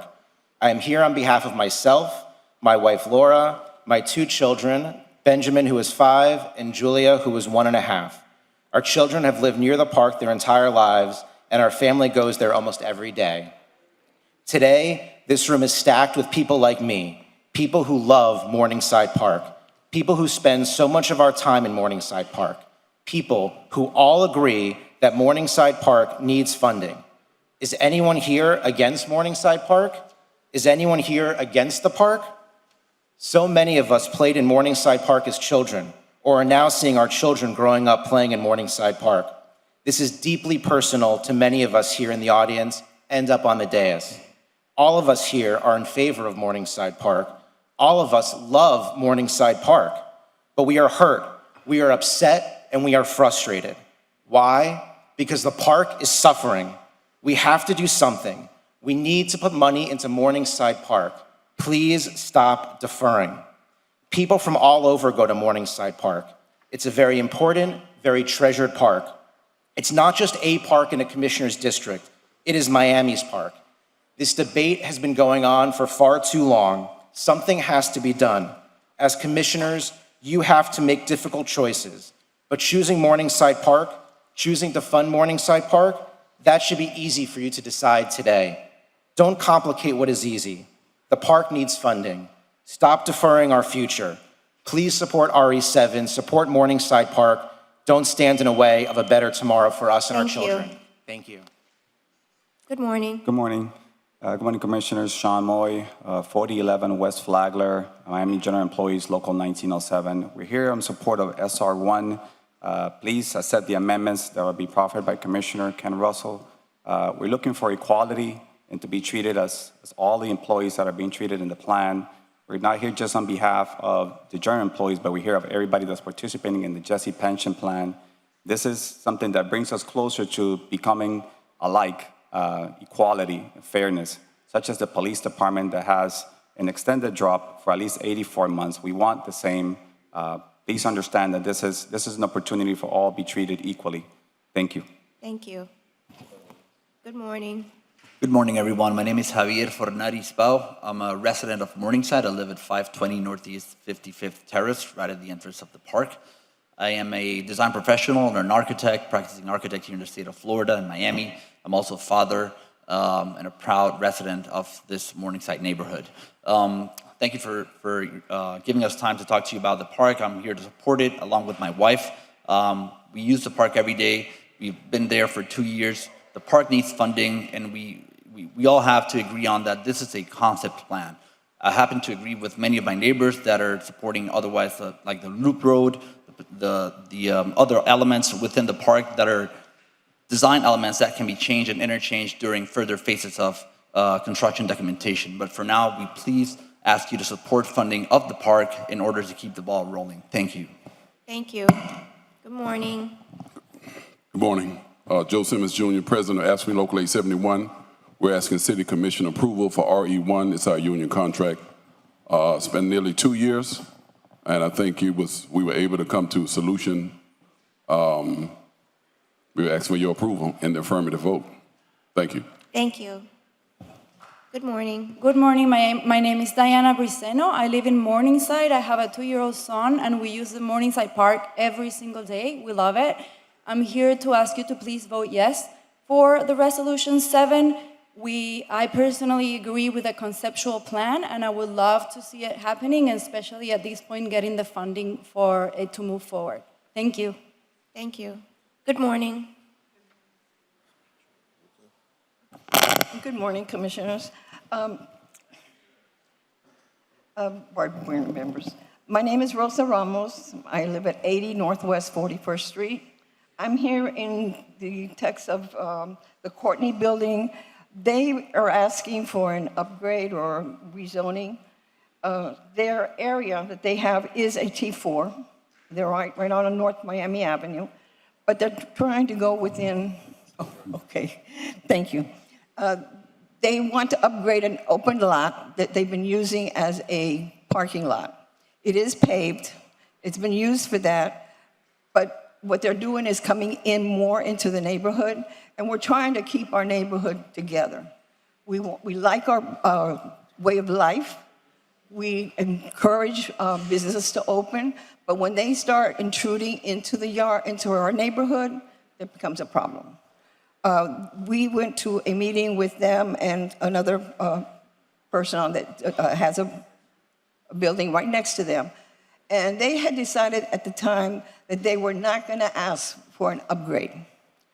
And it was on the commission to know that they weren't going to do this. Now they're changing. They want to put in a parking lot on the bottom and more or less like a garage and have the upgraded up. This is not going to make it, right, because it's going to go up. What says that if it goes up to a T4 or T5, we're not going to be having this building going into our neighborhood. It's already in 2 parcels of land going in. I live on that street. Okay, I have no problems with the Courtney, but this idea doesn't work with us. And I hope that you listen to our views. The rest of our neighborhood is going to be in, and we want to make sure that this doesn't happen. If they want to go higher on their side of the land, fine. But when you go into the lots, which they're not even programmed to be an open lot and a paved lot parking, it's not. This is too partial, and we would like to have it stay the way it is. Thank you. Thank you. Good morning. Morning. My name is John Calkins. I live at 431 Northeast 51st Street in Miami, in Morningside. I've lived there for 45 years, my wife and children and I. I am very much in favor of you putting money into the budget today to upgrade Morningside Park. But there are 2 things that I'm very concerned about. One is the proposed moving of the swimming pool. People with means who can afford it spend millions of dollars to buy property with a view of the bay on which they can build a swimming pool so they can see the bay when they swim and when they lounge. Why in the world wouldn't we want to provide that kind of view for residents of the city? It makes no sense. Now there's no zoning issue. It makes no sense to move the pool. Secondly, if the proposed changes to the shoreline improve the likelihood of there being mangroves along the shore, that is ridiculous. The park is for the view. And to build a shoreline that will encourage the development of a mangrove forest makes no sense. Approve the money, but make those changes, please. Thank you. Good morning. Good morning. Bradley Colmer. I live at 590 Northeast 52nd Terrace in Morningside with my wife and 2 children. I've lived there for 10 years, and I just want to say I'm in support. RE7, I think the park badly needs investment, particularly to deal with the flooding issues that we see, year-round almost at this point. So I am in favor of moving the pool. I think that view should be for everyone, and the pool should be elsewhere in the park. But other than that, I hope you move the item forward, and thank you very much. Thank you. Good morning. Good morning, Madam Chair, Commissioners. Maria Gralia with offices at 150 West Flagler. I'm here in opposition to SR3. I represent various non-homesteaded businesses, including the Mad Room Hospitality, Los Altos, Little Havana Bungalows. I am asking you to please vote no or defer this item until you have had an opportunity to thoroughly review what this ordinance actually means to the city of Miami and its residents. Yesterday, I hand-delivered a letter to each one of you outlining the defects of this ordinance. You also received an email attaching the letter to ensure that all of you did have an opportunity to receive the letter and review it before today's meeting. I have also provided a letter to the city attorney, to the city manager, as well as the city clerk. I will not bore you with all the reasons why this ordinance as proposed is unconstitutional. It is laid out clearly in my letter to the city. I can point to I'll highlight a few points. First of all, it is definitely arbitrary and unreasonable. It impacts all city residents of their due process rights. It is unconstitutional as it fails to provide any discretion to the Code Enforcement Board or Special Magistrate in violation of Section 16209 of the Florida statutes. It also seeks to impair vested rights by retroactive application of a new law. Those are just a few of my arguments. I am going to actually provide another letter to the city clerk because I only delivered him a letter yesterday, but I want him to have a letter that could be included in the record today. Ms. Crowley, is that the same letter that you sent Yes, yesterday? it's the same. Yes, Vicki, you want the letter? No, I have It's the it. same. I read it. Thank you. It is the same letter I delivered yesterday. I'm only asking you. Oh, I'm sorry. I just want to let me finish one second. No, thank you. All right. Go ahead. Good morning. Hi, my name is Philip Sylvester, and I'm a property owner of some parcels in Wynwood Norte, and I'm here to discuss and express my concern about SR3. Quite some time ago, about a year or two ago, I was cited for some violations on the property, and unfortunately, the violations went to an address that was non-functioning, so I wasn't aware of it. When I became aware of it, I reached out to the city. The violations were going to be cured by demolition of the property, which actually happened last year. And immediately, I worked with my attorneys to get a hearing with code enforcement, and those fees, as directed by them, were going to hopefully be mitigated. As it looks now, if this was to be adopted, my hearing that was going to be 3 days after it would be adopted, the entire fine would then be assessed to me instead of the mitigated feed out to me. I acted in good faith, assuming that what they said was going to be true and that the laws that were adopted by the city at the time were going to be enacted and applied to me. And so I would respectfully request that maybe this ordinance be looked at in not retroactive capacity. Thank you. Thank you. Good morning. Good morning, Commissioners. Alex Uribe with office at 2525 Ponce de Leon Boulevard. I'm here providing public comment on SR3 on behalf of my client, Waste Connections of Florida, Inc. I think this commission is right that there are deadbeat property owners who abuse the code enforcement system, and something needs to be done about it. It's absolutely right. I'm concerned that SR3 may have broader consequences, though, than intended. Waste Connections has been working to resolve several issues with their property that have resulted from Hurricane Irma, and then not being able to close out and get the permits on time because they needed to address 40-year recertification issues, all on a facility that plays an important role as a partner with the city of Miami. They've already fixed everything, and their mitigation is scheduled for later on this month. And the only thing that we'd ask is that we either defer this item to look at and make sure that we don't take this action and put these unintended consequences on good faith actors, on people who are really struggling to make positive change in the city to address problems, or make an amendment here that would let all of the properties that are already in compliance or that are already scheduled for mitigation, let them proceed and attack those people going forward. Only the ones that have had cases that are not yet complied or not yet scheduled for mitigation. Thank you. Thank you.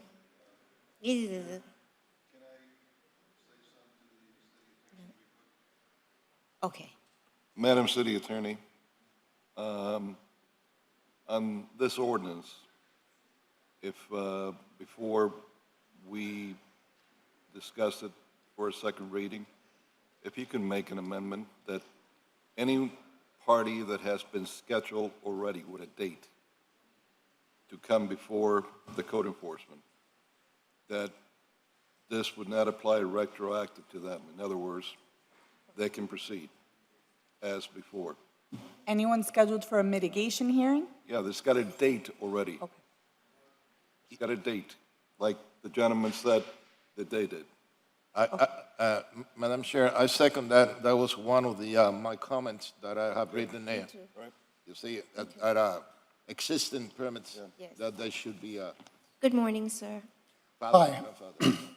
I'm Dave Farber, longtime City of Miami and Morningside Park user.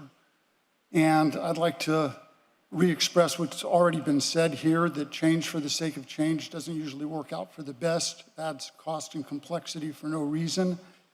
Therefore, the pool should stay where it is at Morningside Park.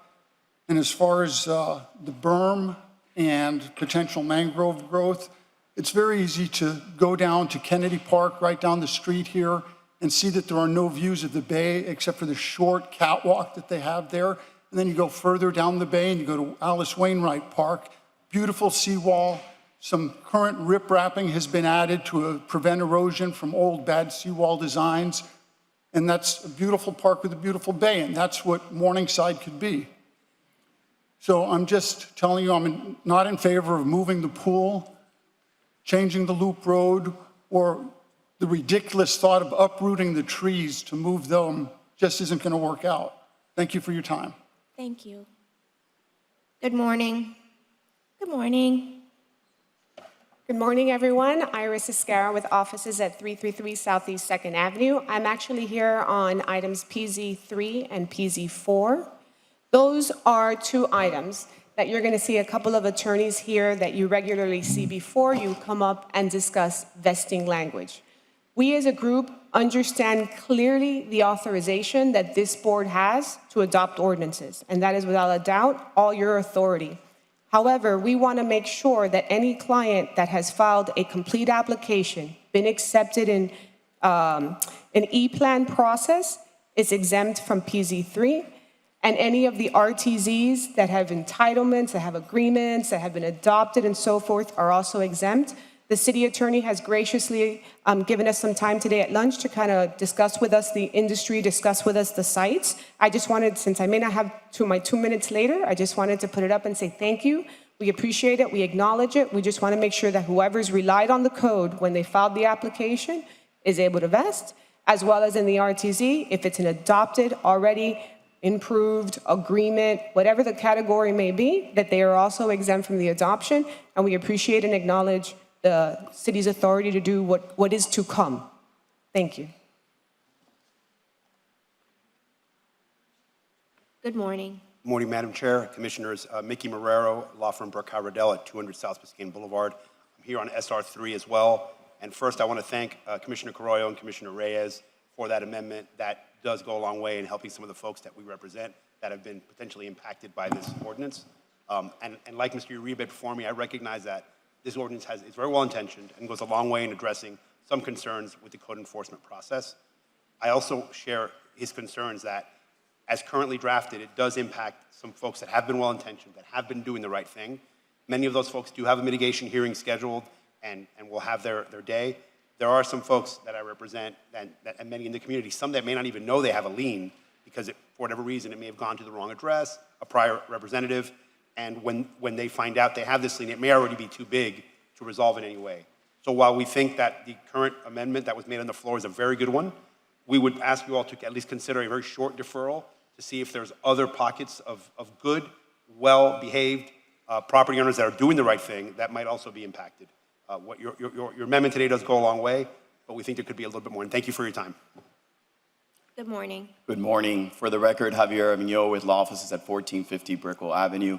I'm here on behalf of several, as Iris indicated, several property owners with vested interests in the RTZ zone. Similar to Iris's concerns, we are concerned that the current language of the ordinance does not properly or adequately vest or exempt owners that have existing property rights.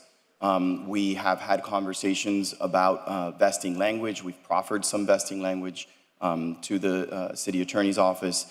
We are looking forward to our conversation to come up with that, but in the absence of proper vesting or exemption language, we do have some concerns that this exposes property owners to uncertainty with respect to their entitlements and development rights. And so we ask that this board consider that as we move forward with this legislation.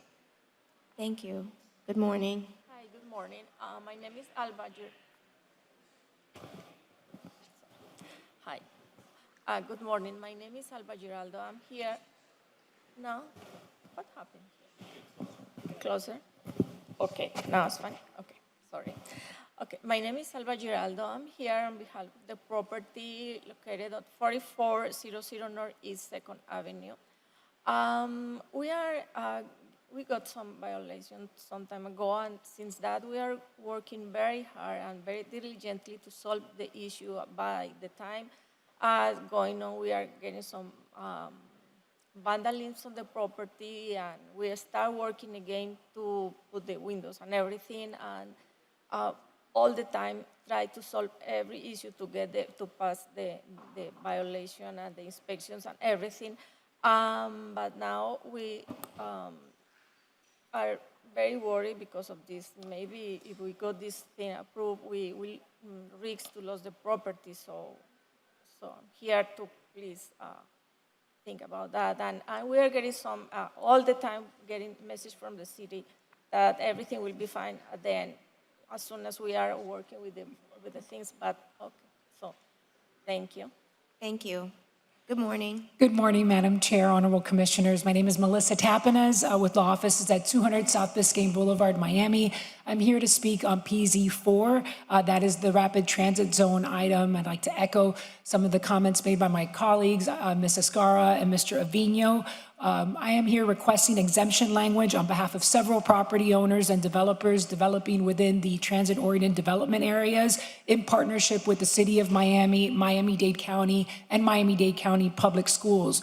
Specifically, JDS is working on 1 Southside Park and 888 Brickell. Crescent Heights is working with Miami-Dade County Public Schools, and Adler 13th Floor is working on the link at Douglas Road, which is a mixed-use, mixed-income project in coordination with Miami-Dade County. These developers have entered into public-private partnership agreements with the city, county, and Miami-Dade County Public Schools to develop mixed-use projects within the TOD for the public benefit. As you know, 1 Southside Park is a public-private partnership with the city of Miami to develop Fire Station number 4 and Southside Park. It is both under permit. 888 Brickell is under a site plan approval process with Miami-Dade County after the rezone has taken place. Crescent Heights is in a public-private partnership with Miami-Dade County Public Schools for a new Miami-Dade County Public School headquarters, as well as a new parking facility within the Adrian Arch Center in the Omni CRA. And last, Adler 13th Floor at Link at Douglas Road is mixed use, mixed income, and is both constructed and under permits for the last phases. I will put into the record our letters requesting this exemption language, and we look forward to working with Madam City Attorney over the lunch break on this exemption. Thank you. Thank you. Good morning.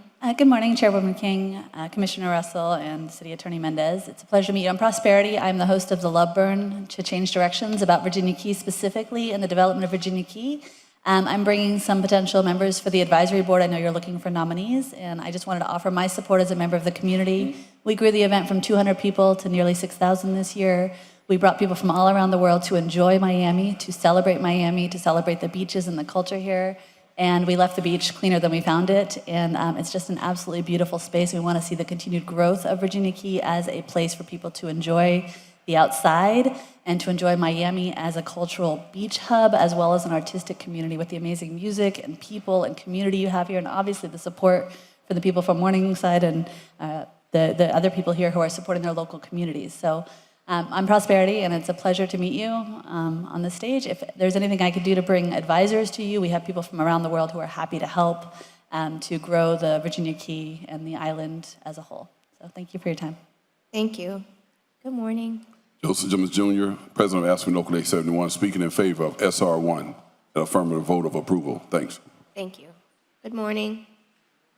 Good morning. My name is Andre Jenkins. I live on 816 Northwest 47th Street. I'm going to approve Morningside Park. I attend like every other day my kids attend.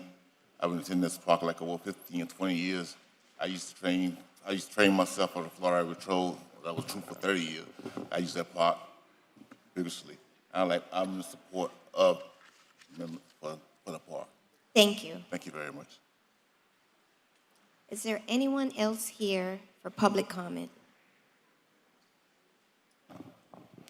Good morning. Just a question for the SR3, if anybody can just explain a little bit more of the co-enforcement changes that is going to happen. That would be later. Do you have any other Oh, comments? my name is Brenda Berancourt, 1436 Southwest 6th Street. Just a question about the SR3 that I'm kind of concerned about. To know exactly what is the changes that are being proposing. That will Hopefully. be discussed when we take that item up. Thanks. Thank you. Is there anyone else here for public comment? Good morning, Madam Chairwoman, and to Mr. Reyes, Mr. Carollo, and Mr. Russell, and of course to our city manager and mayor in his absence. I am Reverend Gaston Smith, pastor of the Friendship Baptist Church, as many of you know, and I wanted to just speak a minute on the SR7 piece this morning. I'm standing with the president of the African American Council of Christian Clergy, and we have other members that are present with us today. Stand if you're in the audience that are present with us today. I'm also a member of the Board of Trustees for the historic Virginia Key Beach Park Trust. But I'm standing today as a concerned citizen because of the hundreds of people that we pastor in the community near Morningside. That loop and the pool and the basketball court is often occupied by many of our families. It's a gathering place for our families. Reunions are done there. Just pre-COVID, officiated over a baby shower there and many other things that take place in that area. I understand there was a concern, an environmental concern about the pool and having to relocate the pool, but I understand that that's been taken care of. I don't see at this point where there's a need to move the pool. I don't see where there's a need to interrupt that inner loop area because development is good until it involves displacement, and particularly displacement of families that have gathered there down through the years. And so I am not in total opposition, but I think there needs to be some reconsideration of what we do with that inner loop area, what we do with that pool area, so that we can keep a safe place for our families to gather as they do on Sundays and throughout the week, throughout the year. Thank you so much for your time today. Thank you, Pastor Smith. Good morning. Good day. How are you? My name is Frances Liscano. I am a Florida Atlantic University graduate, architect and urban designer, and I'm here today to volunteer to be part of the members for the Virginia Beach Park Trust. And as an urban designer, I would like to come in and be able to support our city and the community, creating a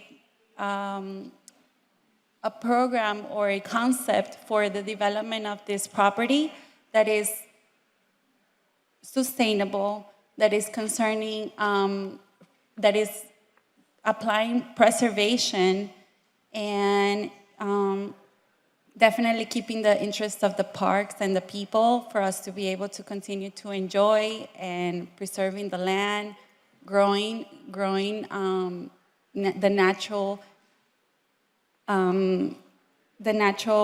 flora and fauna here, especially during the shore, since we're having so many issues with sea level rise and resiliency. So I would like to really be part of this project and also support the city and the park. So thank you so much. Thank you. All right. Is there anyone else here for public comment?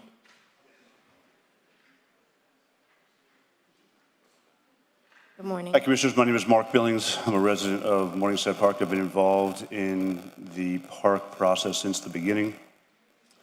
In fact, I was the MCA lead 10 years ago when we did the initial presentation. Ms. King, we haven't met before. I've heard about the positions. I'm sorry I haven't been involved in the middle of building a company here in Miami. This is a very difficult process because the information is extraordinarily distorted. This is the opposite of an issue of communities divided. The only person dividing our communities is Mr. Cruz. He takes everything out of context. He misleads people in ways that are unbelievably divisive. The Loop Road is a remnant from a day in which, in the 1950s, let me make this clear. In the 1950s, we had drive-in movie theaters. We had drive-in burger joints. And so it was very natural for the architect to design a drive-in park, which is what it was created. It's a drive-in park. The Loop Road is designed to bring cars into the center of a park. Miami is below 2% on the national scale for green space. This is not a racial issue, it's a green space issue. The park is the largest in the city of Miami at 40 acres. 25% of that, 10 acres, 10 acres is lost to a driveway. You are doing your constituents a disservice by not offering green space. That Mr. Cruz does not have his own pool in his house. Thank does you. not. Thank you very much. Good morning. Good morning, Commissioners. My name is Jahat Rashid, 2983 Washington Street, Coconut Grove. And I was asked and happily complied to support the issue by a lot of long-term residents in the Morningside area about maintaining the loop in the park. I'm just a firm believer that the long-time residents and even the new residents, that we want to have more accommodations for everyone. And I think the issues about the sea level rise has been addressed, and that what Reverend Gaskins and others have said, I'm simply in support of that, and I hope that you will consider it and hear the voices of the longtime residents and the majority of the residents in this area and keep it the same. Thank you so much. Thank you. Are there any other persons who'd like to speak today for public comments? Seeing none, public comment period is now closed. Madam Chair, Commissioner Russell? I'd be happy to move the CA, PH, and RE agendas if it's the will of the board. Let's do them in categories. Do I have a second to move all of the CA items? All in favor? Chair, Madam Chair, I believe that CA 13 was supposed to be modified. Does anyone have anything with the Moore Park item that needs to be modified? No? Okay, then no modification then. Okay. Okay, so, I move the PH. wait, Oh.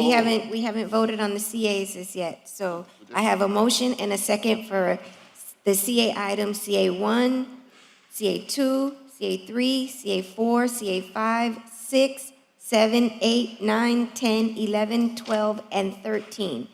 All in favor? Aye. Aye. CA items pass unanimously. Welcome, Commissioner. I've been watching on TV. I know you have.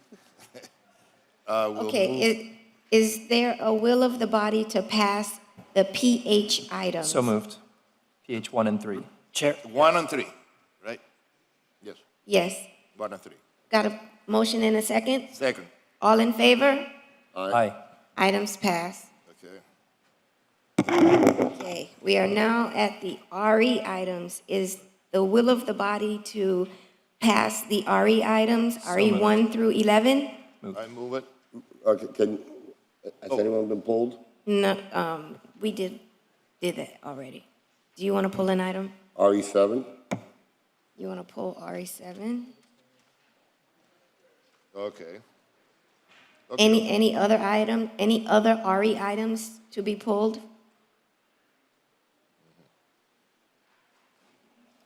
No, ma'am. And Chair, just for the record, RE11 is to be amended. A substitution was sent out. Okay, so do I have a motion to pass So moved? the RE items with So the moved. exception of RE7? So moved? Second? All in favor? Just a moment, question, Madam Chair. I was talking with the city attorney when Mr. Simmons was coming up the second time about the collective bargaining for Local 871. If Mr. Simmons is here, or maybe those of you who heard his request. He's here. Was it seeking a similar amendment to what 1907 is asking for, or were you in support of their amendment?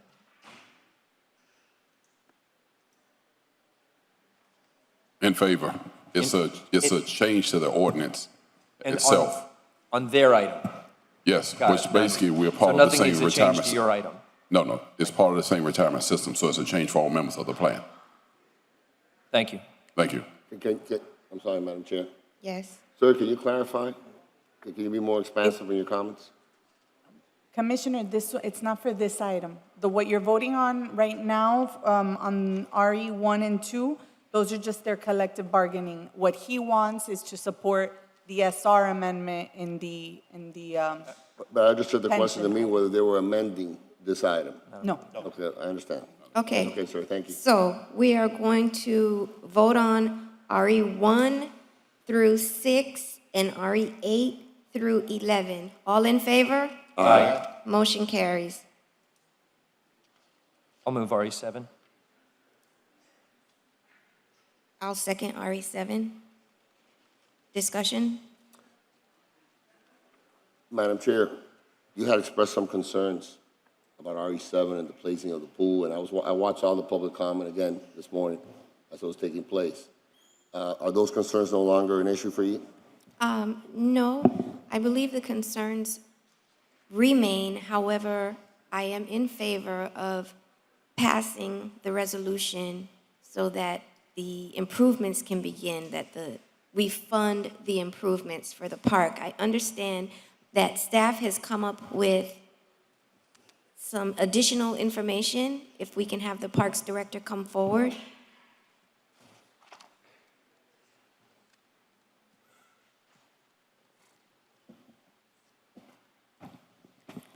Good morning, Chairwoman, Commissioners, and everybody on the dais and the audience behind me. Barbie Hernandez, Parks and Recreation Director.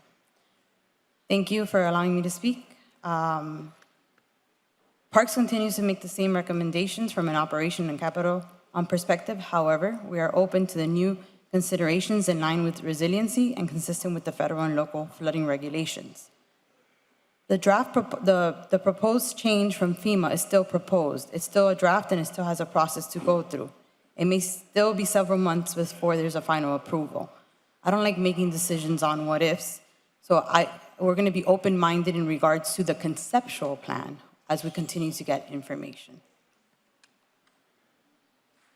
As you await FEMA's ruling, I guess for lack of a better word, as you await FEMA's ruling, so conceptually, you're in support of the plan you presented before us last commission meeting?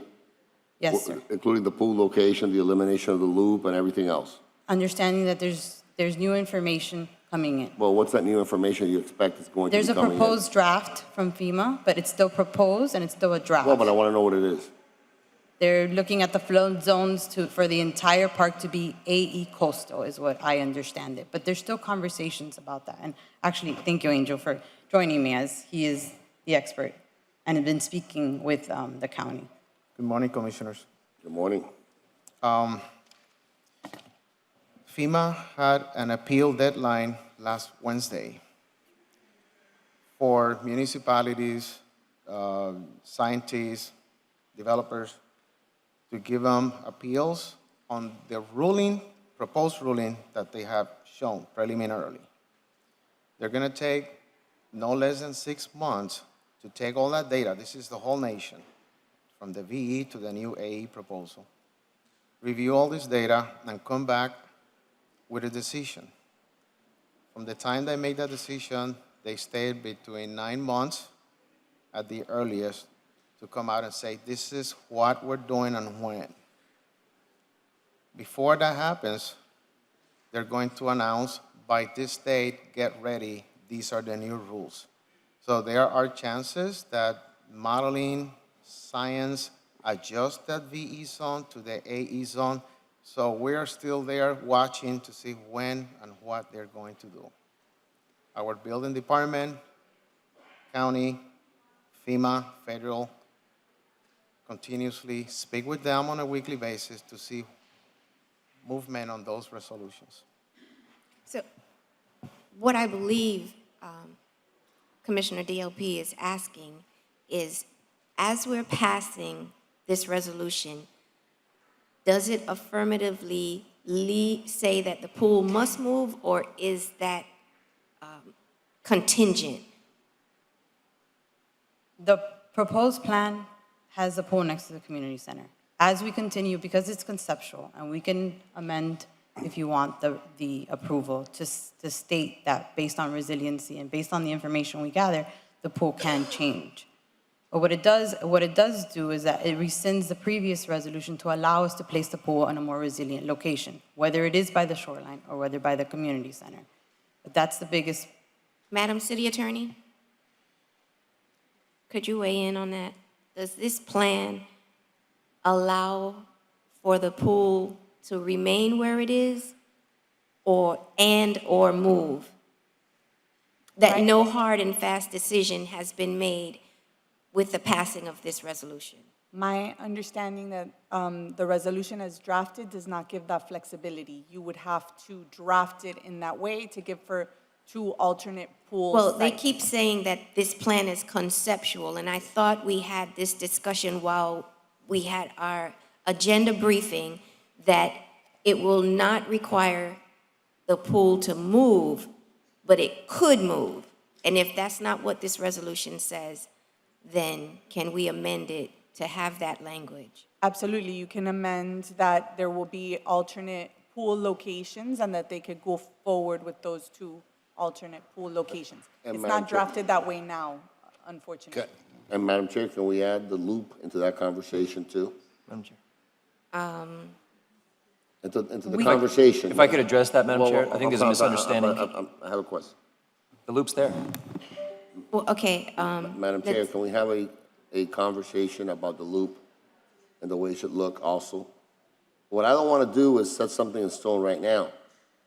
I want to move forward with the funding, I agree with that, but I don't want to say, hey, we'll tie our hands and not have a further conversation about some of the other design elements of the park. That's what I want to do. That's what my intention.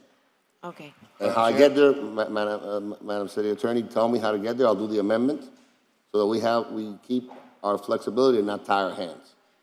That, I Madam understand, Chair. that's what the resolution can be, that you would want the alternate locations for the pool and move forward with that. Commissioner Russell? Thank you very much. Director, does the loop road exist in the plan that you're proposing? Yes, It's an altered loop road, but it's there. yes. This was a concession we made for neighbors that really wanted to see the loop road, because I remember there was a version that eliminated it altogether. Correct. So this is something we are giving back to make sure people can drive in and have access to the waterfront and access to the picnic tables, and that's a good thing. The pool, It's a follow-up if to I that. could It's a follow-up just to finish, please.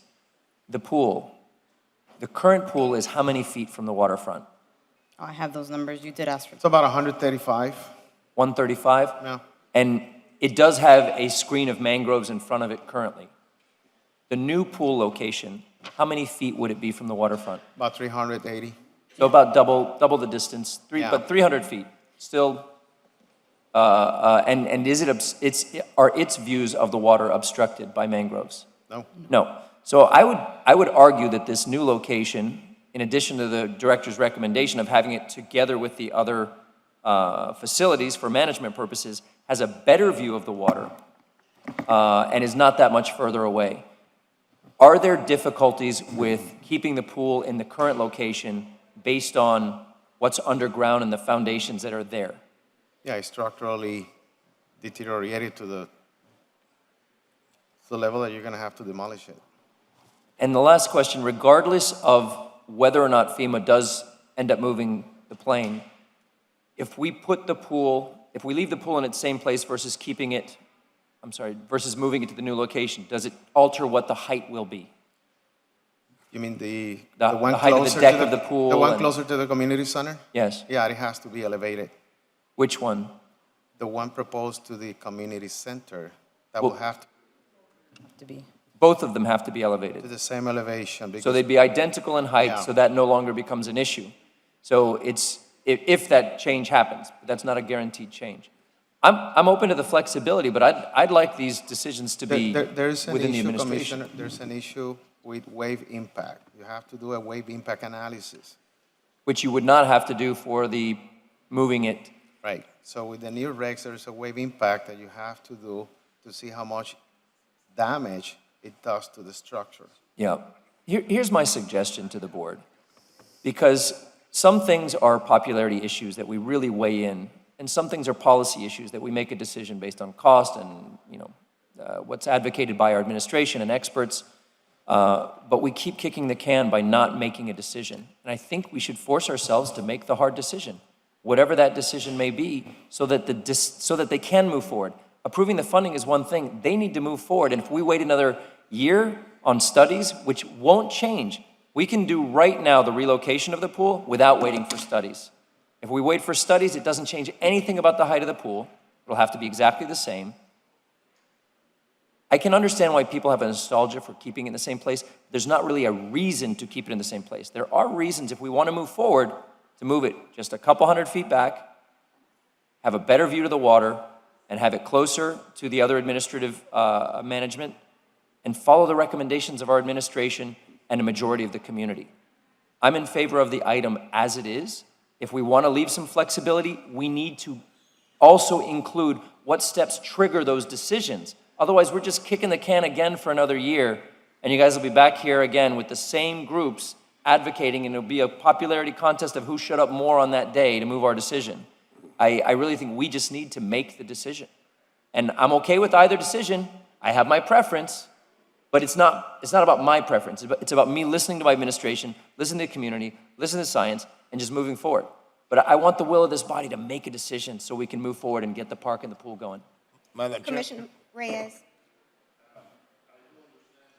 The concern that, and the argument that we have, and also we have, there's a new ingredient now, which is the change in the shoreline. I mean, if it is going to be flooded, if not going to be flooded, that the federal government is going to, and I understand what Commissioner Diaz de las Portillas is saying, and what you want to provide is flexibility. Right. That I will pass it as it is, but if more information comes, that we give the flexibility to the designers. I mean, to go back and analyze the feasibility, which is more feasible. Keep it on the same place or move it. Do I understand what your intentions are, sir? Yes, sir. Yes, sir. Do you agree on proposing an amendment that, given that flexibility, Yes, sir. we will adopt it with an amendment that Yes, sir. it has the flexibility for those designs to be revisited? Yes, sir. That's exactly what I want. Okay.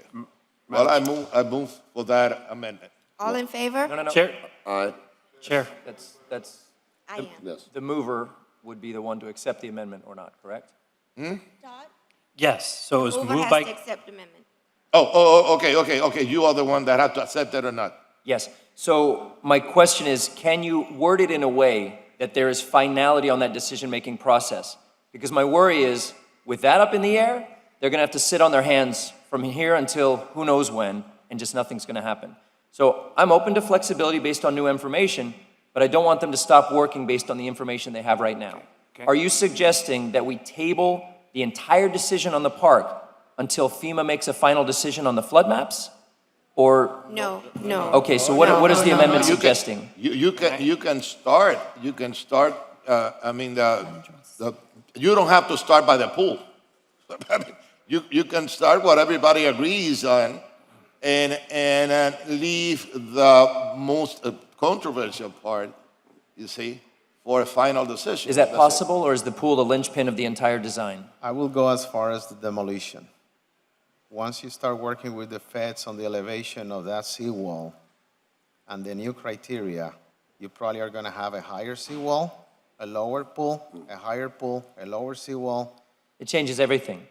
It's just all connected. That's why I'm recommending, based on the knowledge we have now and the maps we have now, we have a plan that works now versus waiting on a questionable future without solid direction.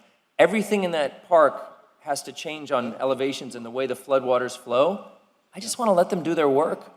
And if the vote is to leave the pool where it is, I'd say, okay, it's not my preference, it's different, but we vote that now and just do it.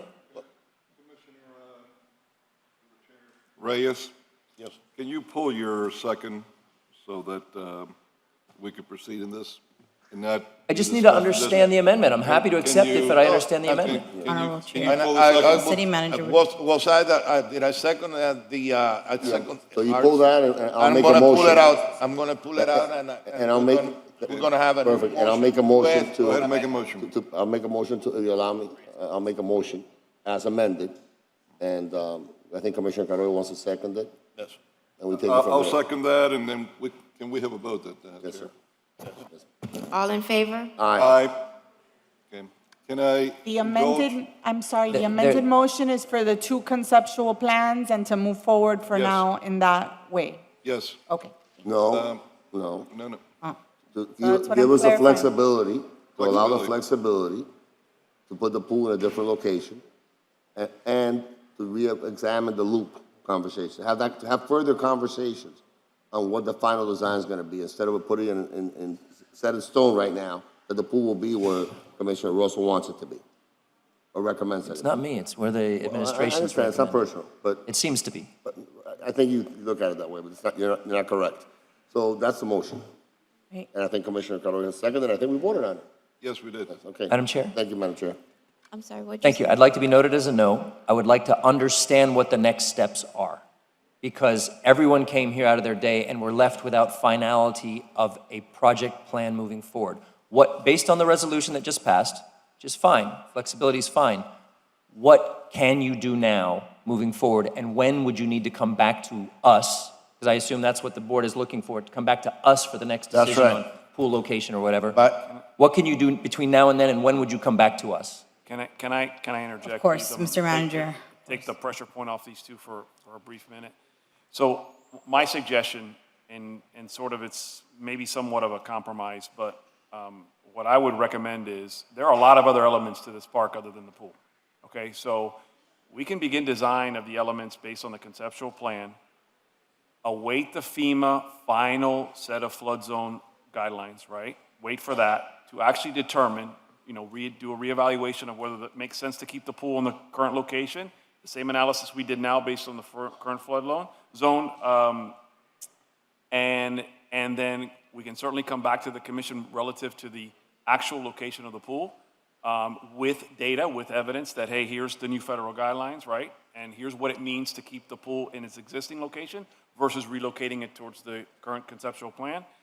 That way we at least have a timeline in place based on the FEMA response. But then we can begin to design the other elements of the pool and the other elements of the park and advance those concurrently. So you can move forward with that? As I understand it, yes, we could start working on demolishing the current pool, working on the shoreline as phase one, start funding that part of it, and as we continue to do that, the process of FEMA will be going through, and then we'll get information and bring it back as we see it. Madam It Chair? gives us flexibility. Madam Chair, I'd like to change my vote and be noted as a yes then. Thank you. Okay. Okay, Madam Chair. Vice Chair. If I could indulge you and this commission for a very important resolution, especially in a day like today, that has to do with Ukraine. For many that... Your pocket item? Yes, ma'am. Okay, perfect. We have representatives here from the Ukrainian community that would like to speak, just like anyone from the public can. What I'd like to do before we vote on it is read the resolution. I will begin by the title, and Madam City Attorney, I'm going to read the title, and then if you could read the rest. I hope that many of you looked up to our flags in the front. I know that we're used to seeing our American flag, city and state flags there. But today we had an additional flag that I'm going to ask this commission to approve it flying until the war stops in Ukraine. You have the Ukrainian flag that's flying today. But let me read the resolution. And in particular a day like today, that the news worldwide is that Putin knows no meaning to the word stop. We are seeing pictures of something that it's just uncalled for, cannot be accepted in today's world, that has broken the rule of law completely in our world, where a world power, supposedly, even though it's been shown that that's not quite the case, the second strongest military in the world after us, after for days bombing civilian in Ukraine and murdering children, women, elderly, had the gall to bomb a hospital that was not only a maternity ward where pregnant women were there giving birth or ready to give birth, but that there were numerous children there also, because it also was a children's hospital. And these bombardments are not happening by chance. They're happening on purpose, because since militarily, they're having a heck of a time trying to advance against the Ukrainian army and the Ukrainian people. They want to terrorize them. They want to force them by killing women, children, elderly, to have to submit to Mr. Putin's evil wishes. We're very lucky that we're living in America with the protections that we have as of today. But tomorrow, we don't know what it may hold for us. That's why every one of us has to stand up in support of the brave Ukrainian people that have shown the courage that, frankly, I haven't seen since our War of Independence, that I haven't seen since reading in history of the 300, the Spartans, that I haven't seen since seeing the glorious Brigade 2506 that was left abandoned in the Bay of Pigs, but with losses of only 100, they took out over 5,000 of Castor's Russian-supplied troops. The Ukrainians are fighting not just for their freedom, but they're fighting for the freedom of the beginning with the Western world and indeed world freedom. The resolution, let me read the title that I will present to this body today. It's a resolution from the City of Miami Commission, the City of Miami government, declaring Putin a war criminal and persona non grata in the City of Miami.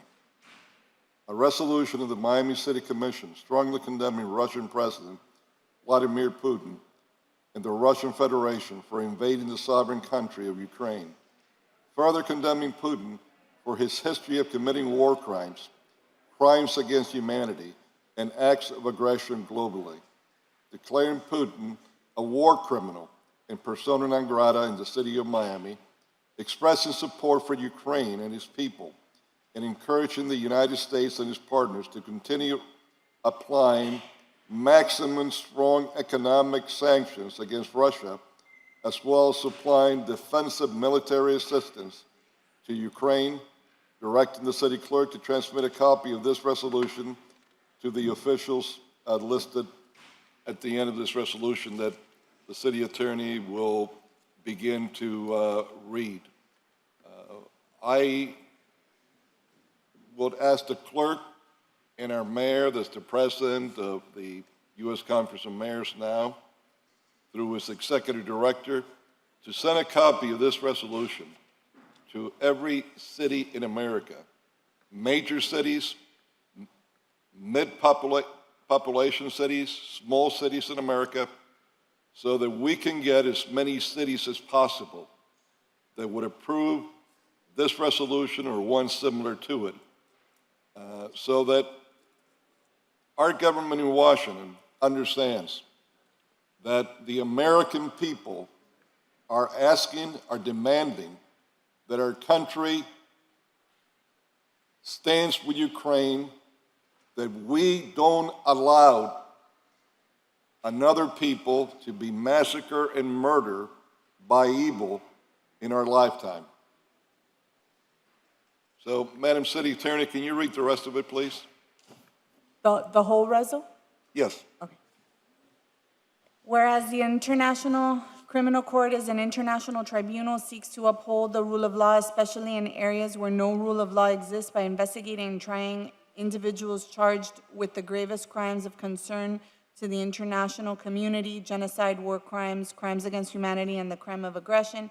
And whereas the ICC recognizes the grave breaches of the 1949 Geneva Conventions and other serious violations of laws and customs applicable in international armed conflict as war crimes, including but not limited to the willful killing, torture, or inhumane treatment, including biological experiments, the willful causing of great suffering or serious injury to body or health, and extensive destruction and appropriation of property, especially civilian objects or infrastructure, not justified by military necessity and carried out unlawfully and wantonly. And whereas prior to the invasion of Ukraine in 2022, Russian President Vladimir Putin and the Russian Federation have had a long history of committing acts of aggression, human rights violations, and acts that constitute war crimes with Russia and around the globe, including Chechnya, Georgia, Ukraine, and Syria. And whereas in 1999, Russia Federation forces engaged in the indiscriminate use of force against the people of Chechen, including use of cluster munitions against civilians, resulting in 50,000 Chechens, mostly civilians, dead or missing. And whereas during the Russian invasion of Georgia in 2008, Russia Federation forces engaged with cluster munitions in indiscriminate and disappropriate attacks that resulted in the death of over 200 civilians and injuring far more. And whereas Putin violated the sovereignty of Ukraine and used military force to seize control and unlawfully occupy Crimea and eastern Ukraine, indiscriminately targeting and killing thousands of innocent civilians since 2014.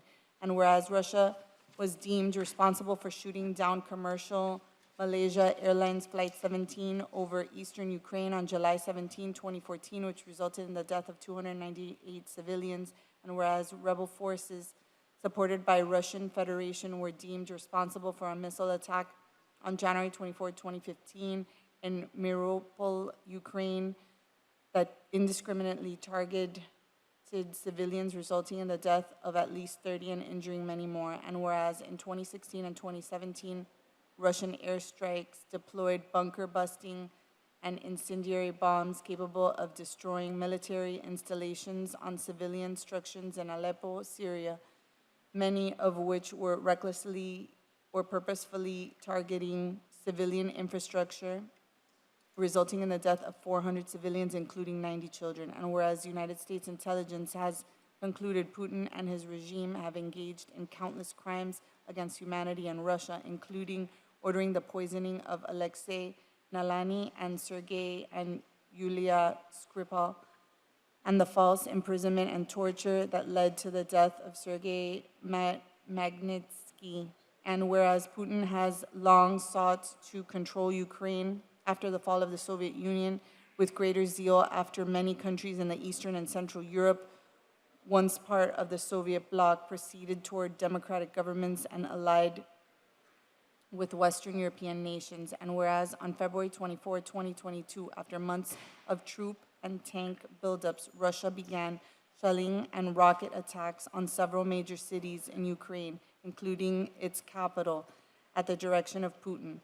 Whereas since then, Putin and Russian Federation forces have targeted and reportedly killed more than 300 civilians, including women, children, and the elderly, while engaging in Ukrainian urban centers, causing widespread devastation to civilian infrastructures throughout the country.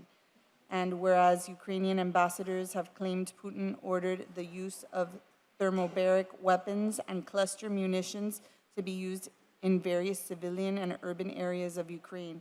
And whereas the Russian Federation forces have met with strong and courageous opposition from the Ukrainian military and citizen resistance. And whereas in response to the Russian invasion of Ukraine, the United States and its Western European allies have announced strong measures that undoubtedly will cause Moscow to suffer economically, even as it struggles to tame Ukraine train Ukraine military. Whereas the City Commission stands with the international community in strongly condemning the egregious actions of Putin and the Russian Federation and expresses its support for Ukraine and its people and the continued application of economic sanctions to Russia, as well as supplying defensive military assistance to Ukraine. Whereas in accordance with Section 233F of the City Code, the City Commission, by a majority vote, hereby deems this resolution of an emergency nature. Now therefore be it resolved by the City Commission of the City of Miami, the recitals and findings contained in the preamble of this resolution are adopted by reference and incorporated as though fully set forth in this section. The City Commission stands with the international community in strongly condemning Russian President Vladimir Putin and the Russian Federation for invading the sovereign country of Ukraine. The City Commission further condemns Putin for his history of committing war crimes, crimes against humanity, and acts of aggression globally. The City Commission hereby declares Putin a war criminal and a persona non grata in the City of Miami.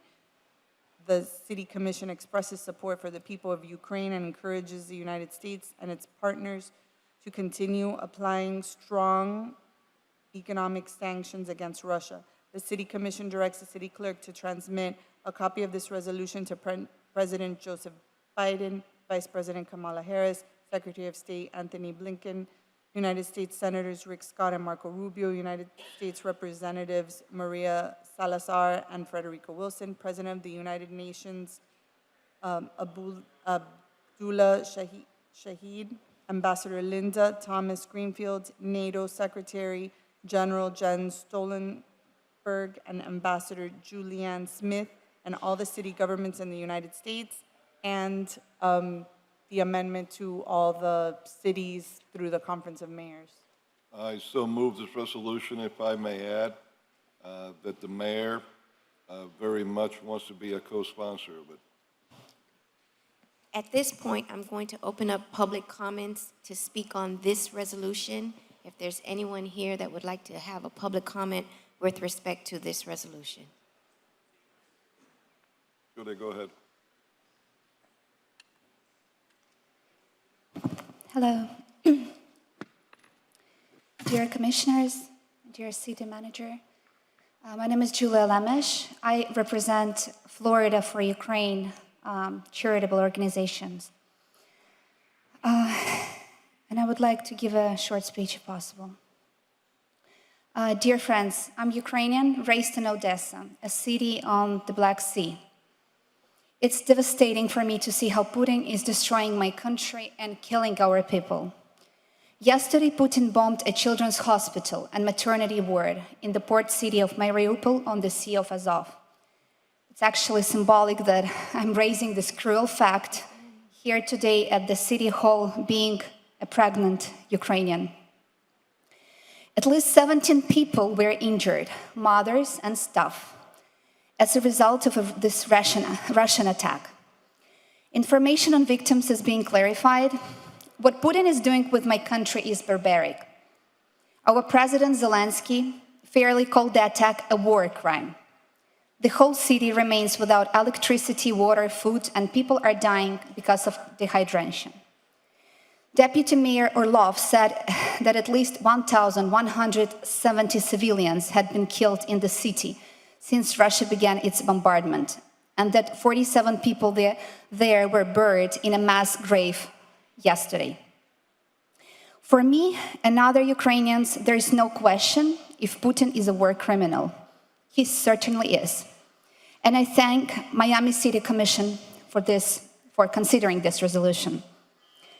It's important to understand that Ukraine isn't just fighting for the freedom of Ukraine. Ukrainian men and women are fighting for the security of the entire Europe. Just like in World War I, just like in World War II, just like during the times of the Austro-Hungarian and Russian empires, Ukraine is a buffer, probably the buffer, between light and darkness, between the civilized and the barbaric worlds. The latest numbers show that about 2 million people have left out of the total population of nearly 45 million. We ask the US government to support Ukrainian refugees. So far, there are no refugee programs for Ukrainians, and many are being denied tourist visas. Having said that, we cannot evacuate and resettle 45 million people.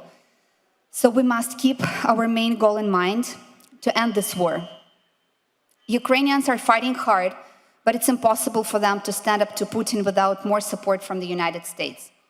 So we must continue economic pressure. Russia's largest bank, Sberbank, remains on the SWIFT network. It must be blocked.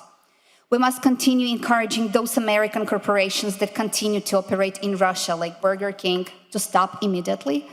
The US must help Ukraine secure its airspace to have any chance of victory. We cannot afford to pretend that Putin can somehow be defeated without the US getting involved. There are only two outcomes. Either America steps up or Putin wins. Putin wins Ukraine and then Moldova and then Georgia and perhaps the Baltic states and builds a new Soviet empire. I call on every single person in this room to use their voice to ask the US government to stop Vladimir Putin's tyranny. Thank you. Thank you. Elvis Cruz, 631 Northeast 57th Street. Thank you, Commissioner Carollo. I know this is mostly symbolic, but it's very meaningful and it's very important. Thank you. Thank you. My name is Oksana Piasecki, and it is an honor for me to speak to you today, Vice Chairman Carollo, commissioners. This is a significant occasion, you presenting this proclamation, which is an example for all of the cities in the United States to do.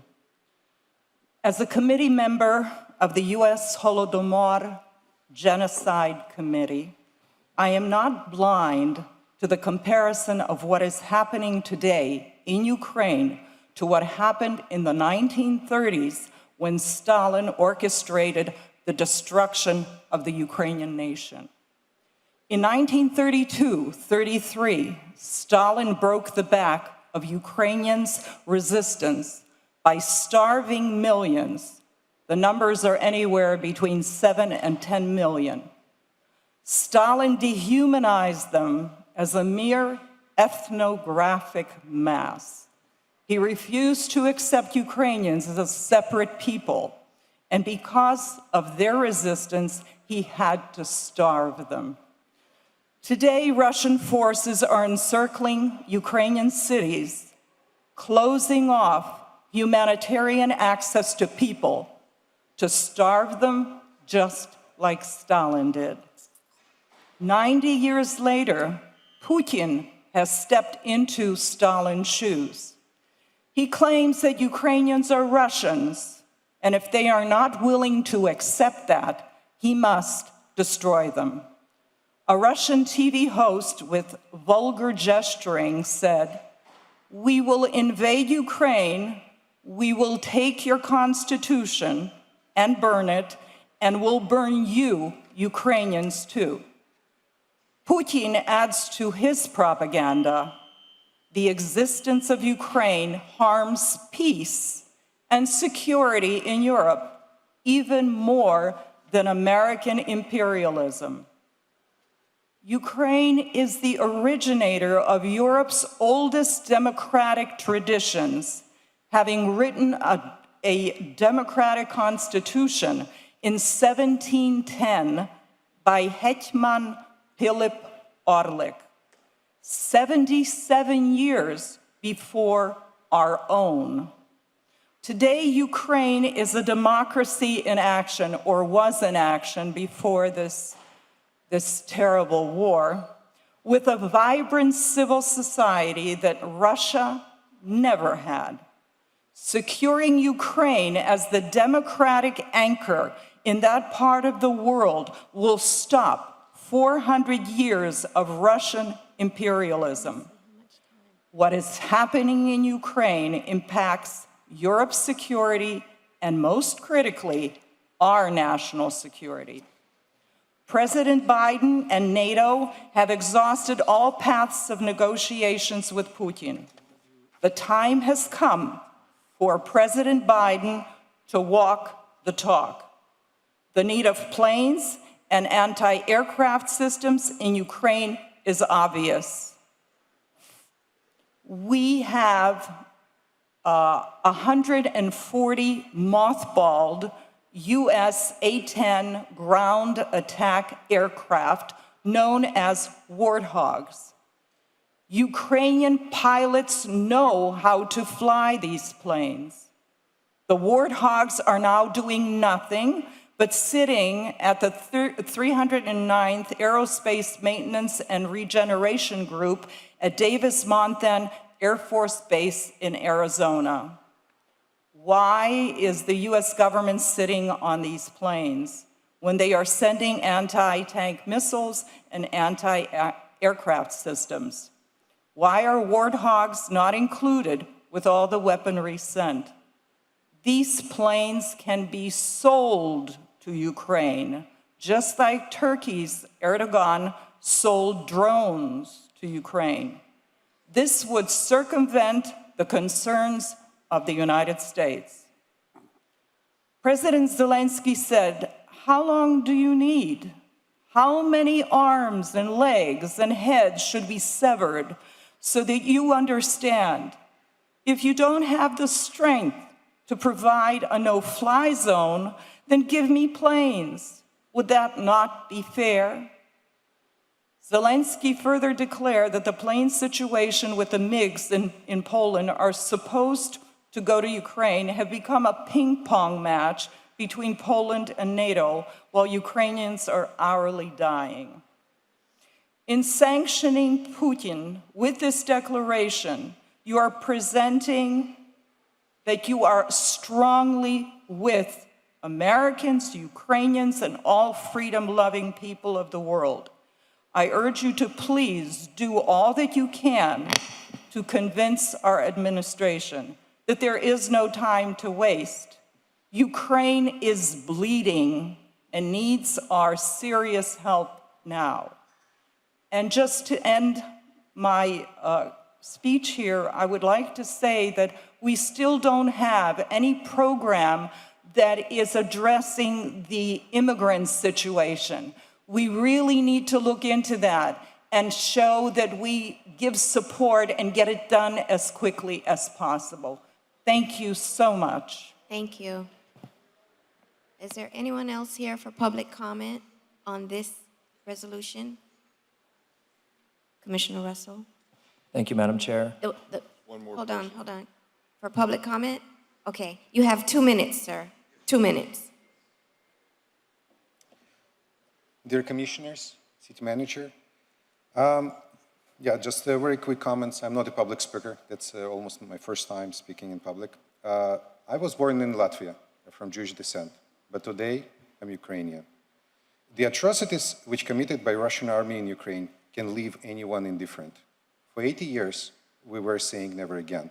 But now, when war crimes happens in Europe again, the world is very slow to respond. All the promises of the Judgment Day, which would happen in case of Russian invasion, still were not implemented. Russian banks still able to transact with the world. Out of more than 300 banks which have access to SWIFT, only 10 were blocked. Many US allies still buying Russian oil, which fund this war. Lots of Russian businesses in last 10 years, through reverse merger, formally became US companies, having only nominee offices here having only nominee services here in the United States and continue full operation in Russia. Watching events of last few days leave no doubts that Putin and his surroundings are war criminals. I want to make sure it's clear that Putin by himself couldn't commit those crimes. He has a very limited number of helpers and supporters in key positions, and all of them responsible for these crimes. On the other side, vast majority of Russian population doesn't support Putin, but their voice rarely heard. Our organization, Florida for Ukraine, has people from various ethnic backgrounds, including Russians, who, by supporting us, take risk being jailed for 15 years in case they ever go to their homeland. Putin didn't come to power yesterday. For years, he was committing war crimes, and no one cared. Sadly, it reminds a lot what happens before and during World War II. No one believed Hitler would commit crimes, and the world waited too long to intervene. We call the US government for stronger sanctions today Each day that passes causes hundreds of innocent lives lost. Money can be recovered, but the lives of the people can't. Ukraine is not looking to invade anyone. Why Patriots anti-craft missiles aren't supplied to Ukraine to protect its skies against Russian planes which target civilians? Thank you. Thank you. Thank you. Madam Chair? Anyone else here for public comments? Seeing none, public comment period is closed. Commissioner Russell? Thank you, Madam Chair. I just wanted to thank Julie Lemesh and Florida for Ukraine, Mikola, Rafael. You must feel very helpless being this far away, but it is incredible what you are doing. And I knew that when I introduced you to Commissioner Carollo that he would do something incredibly meaningful like this. But even on your own, with the simple permitting of protests that we were trying to organize for against MasterCard and Visa, it has made a difference. They're doing exactly what you were wishing that they would do. And so you should feel very proud for your country, even far away, that you're able to do this. And I'm going to try to say my statement once again that I tried the other day unsuccessfully. Ja nerozmowляю українською, але тепер ми всі українці. Miami тут, Америка тут, світ тут. Slava Ukraini. Madam Chair, I agree with everything he said. Slava Ukraini. Okay. Okay. Commissioner Reyes, you'd like to say something? I'm so sorry. No, I just, if there is any chance we could add Putin's allies to this resolution, not just Putin as a persona non grata. If you could just take it as a record, that would be amazing. Because he's not the only one who is not welcome here, obviously, but all his allies and oligarchs, relatives, and anyone connected to him, if that's possible, of course. Will that take an amendment? I'll second your motion. I motion Commissioner that Carollo. amendment. I believe you'll get unanimous co-sponsorship here. That's right. And if the mover wants that amendment, That's I'll accept right. it. I would like to make an amendment to include all his cronies and the oligarchs that support him. You're welcome. Okay. Are we ready for a vote? All in favor? Aye. Aye. And please make note that all of us co-sponsor this item. Mr. City Clerk. Julia, the last and first person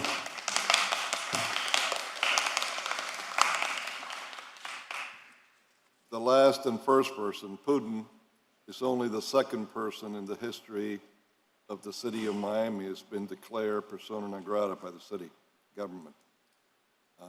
The last person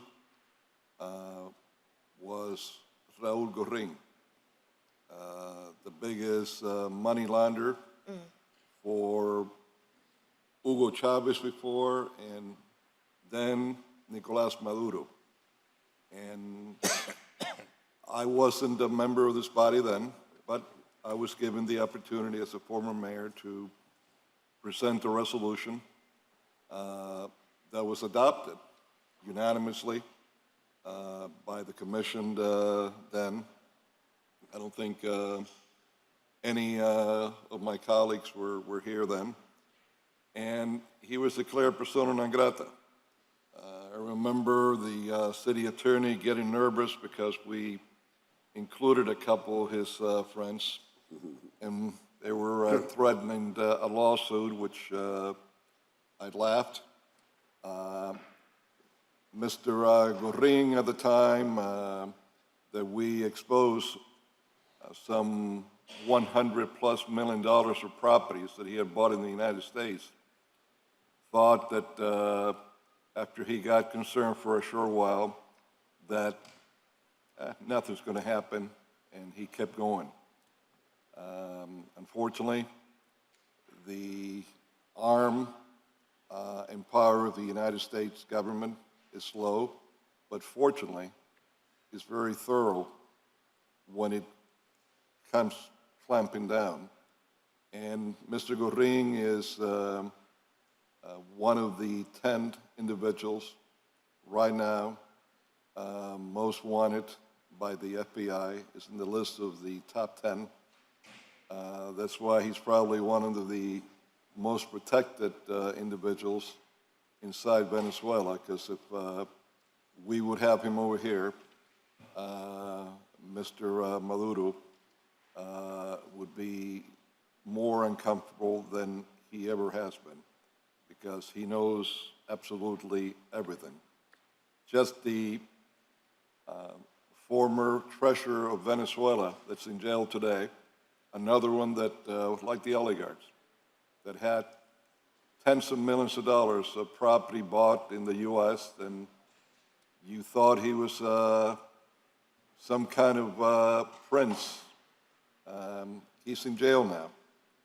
And he admitted to our government that Mr. Gorin had bribed him through the Times to the tune of over $1 billion. So you can imagine how much money this guy made to have been able to bribe that.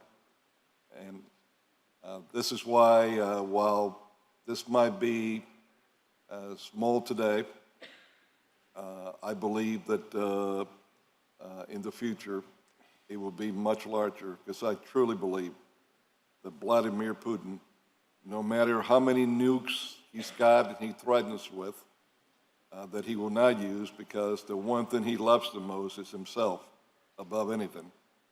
And he knows that that will be the end of him.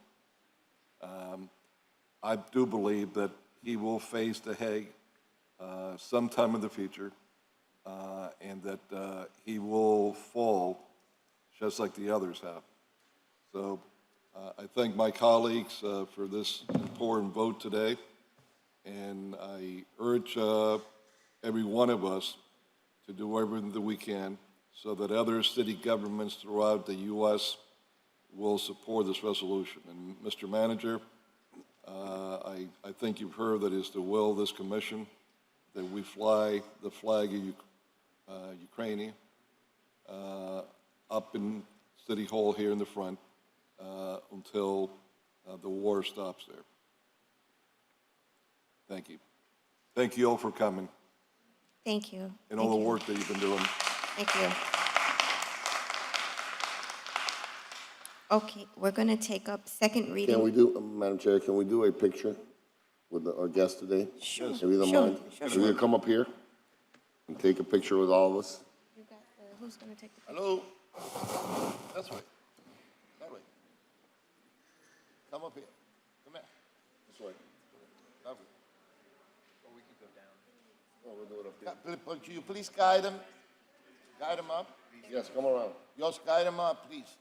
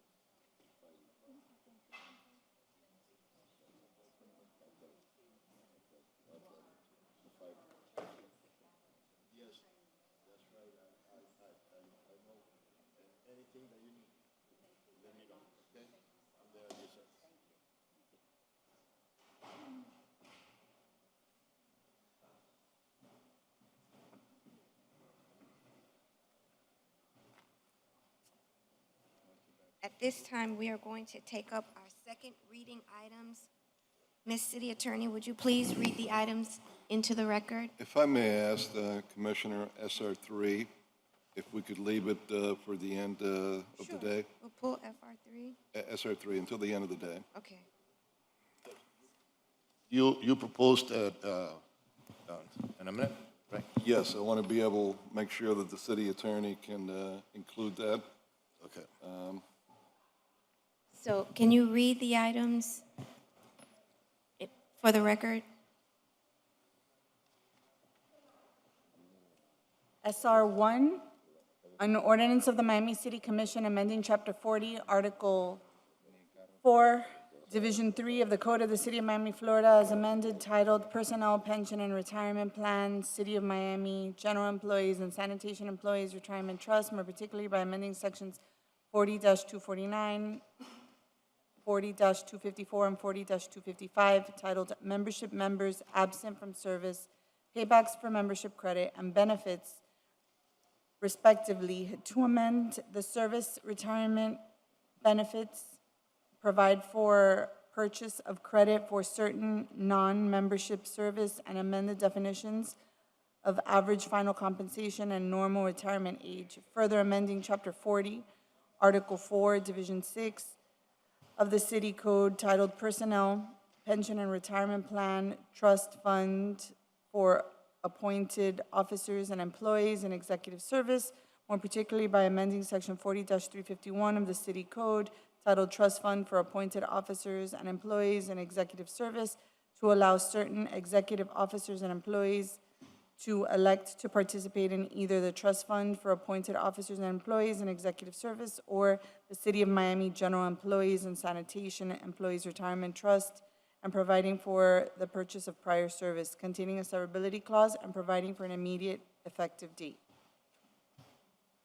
SR 2, an ordinance of the Miami City Commission amending Chapter 62, Article 13, Division 1, Section 62-526 of the Code of the City of Miami, Florida, is amended, titled Planning and Zoning Approval for Temporary Uses and Occupancies, Permit Required Temporary Event Permit, Novel Coronavirus Pilot Program for Vaccination and Testing Sites, by amending the sunset date and adding approval for waiver of time constraints for special event permits containing a severability clause and providing for an immediate effective date.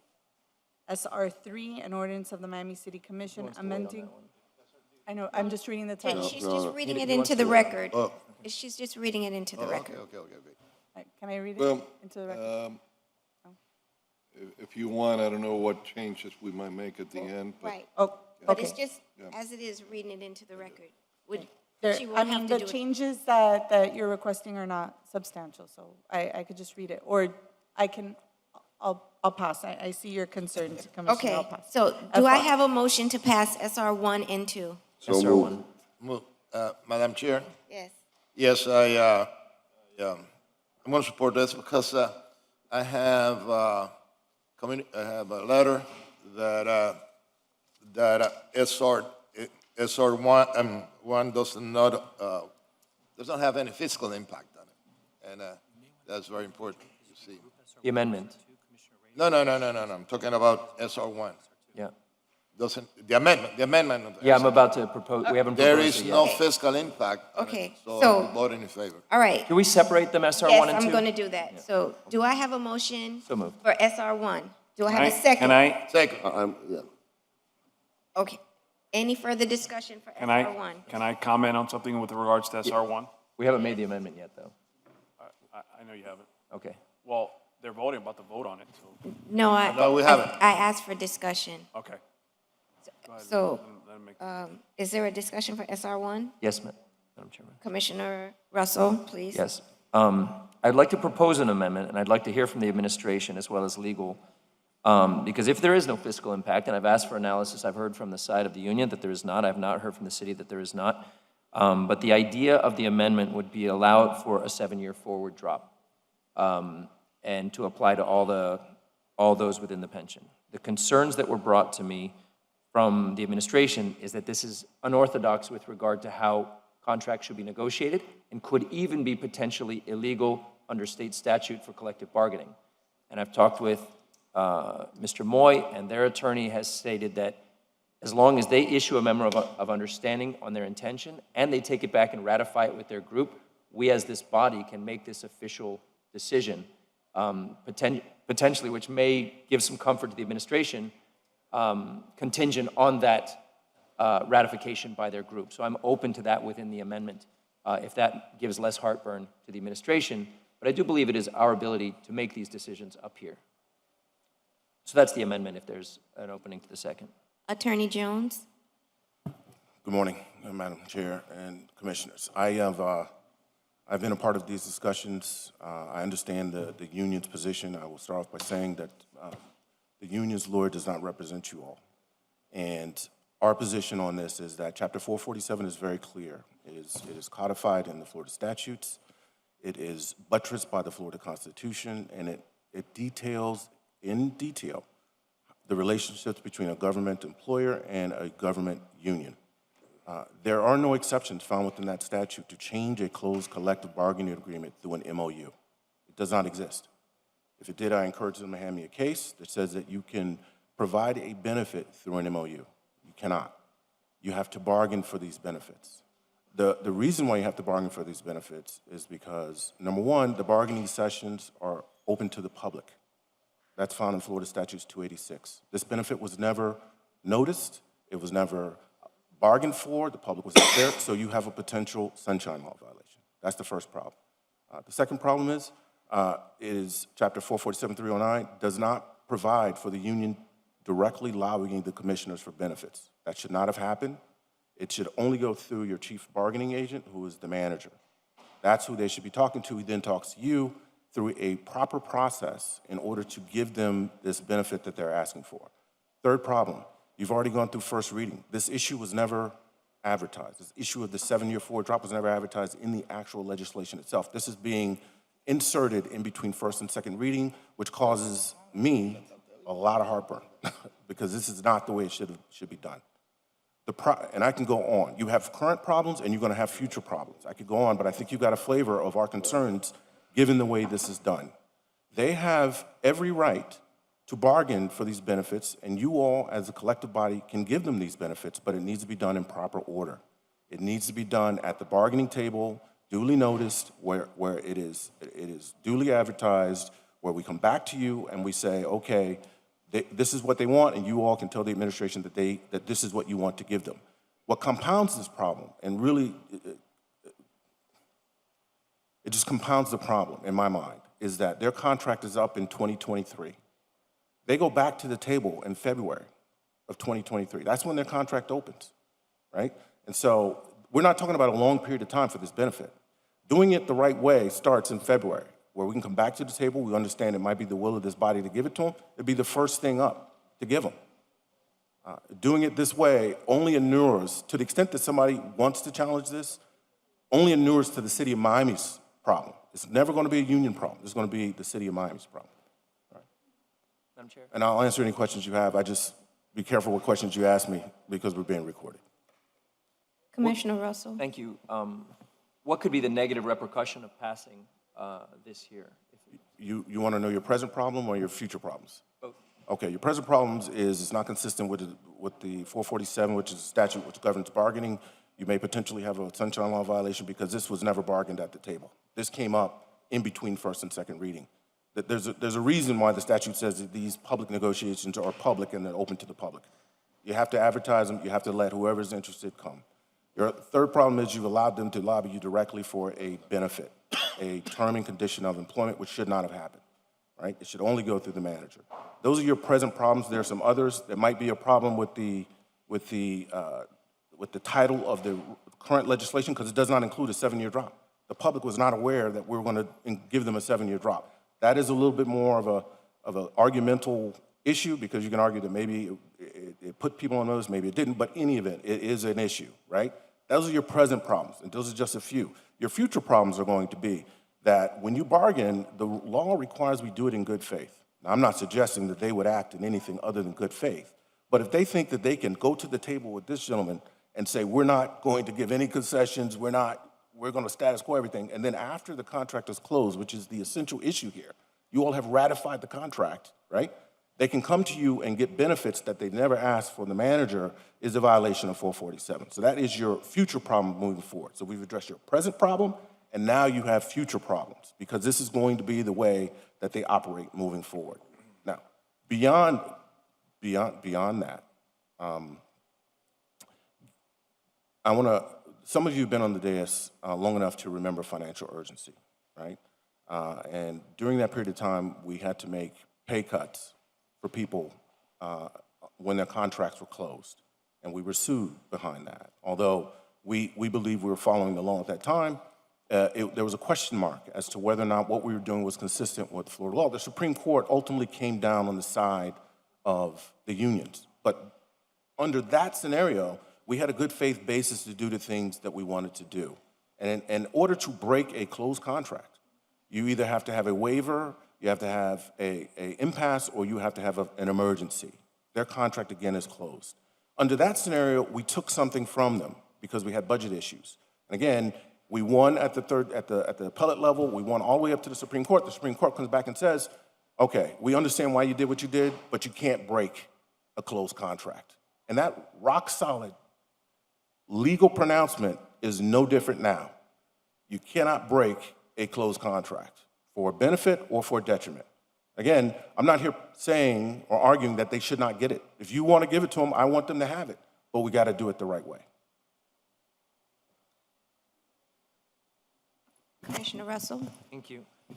Potentially a remedy to the first problem would be renoticing it for second reading at a future meeting, but I thought that we had brought this up on first reading, but I'll trust you that we didn't, but perhaps that would eliminate the noticing issue. On the second issue, I may be misremembering the financial urgency, but I don't remember that it was you cannot reopen or break the contract, but that we did it in the wrong way. We declared financial urgency missing some steps. There are only three ways to break a closed contract. Okay. One way is that you qualify for financial urgency. You go through the financial urgency process. You go through an impasse procedure, which is all set out in 447, or within the contract there. Those are just breaking the contract. The way to modify the contract is if there's a reopener or there's some language in the contract where they waive the right to bargain. And I'll give it to you in reverse. I'll give you the converse first, because I think it's easier if you get a holistic picture, right?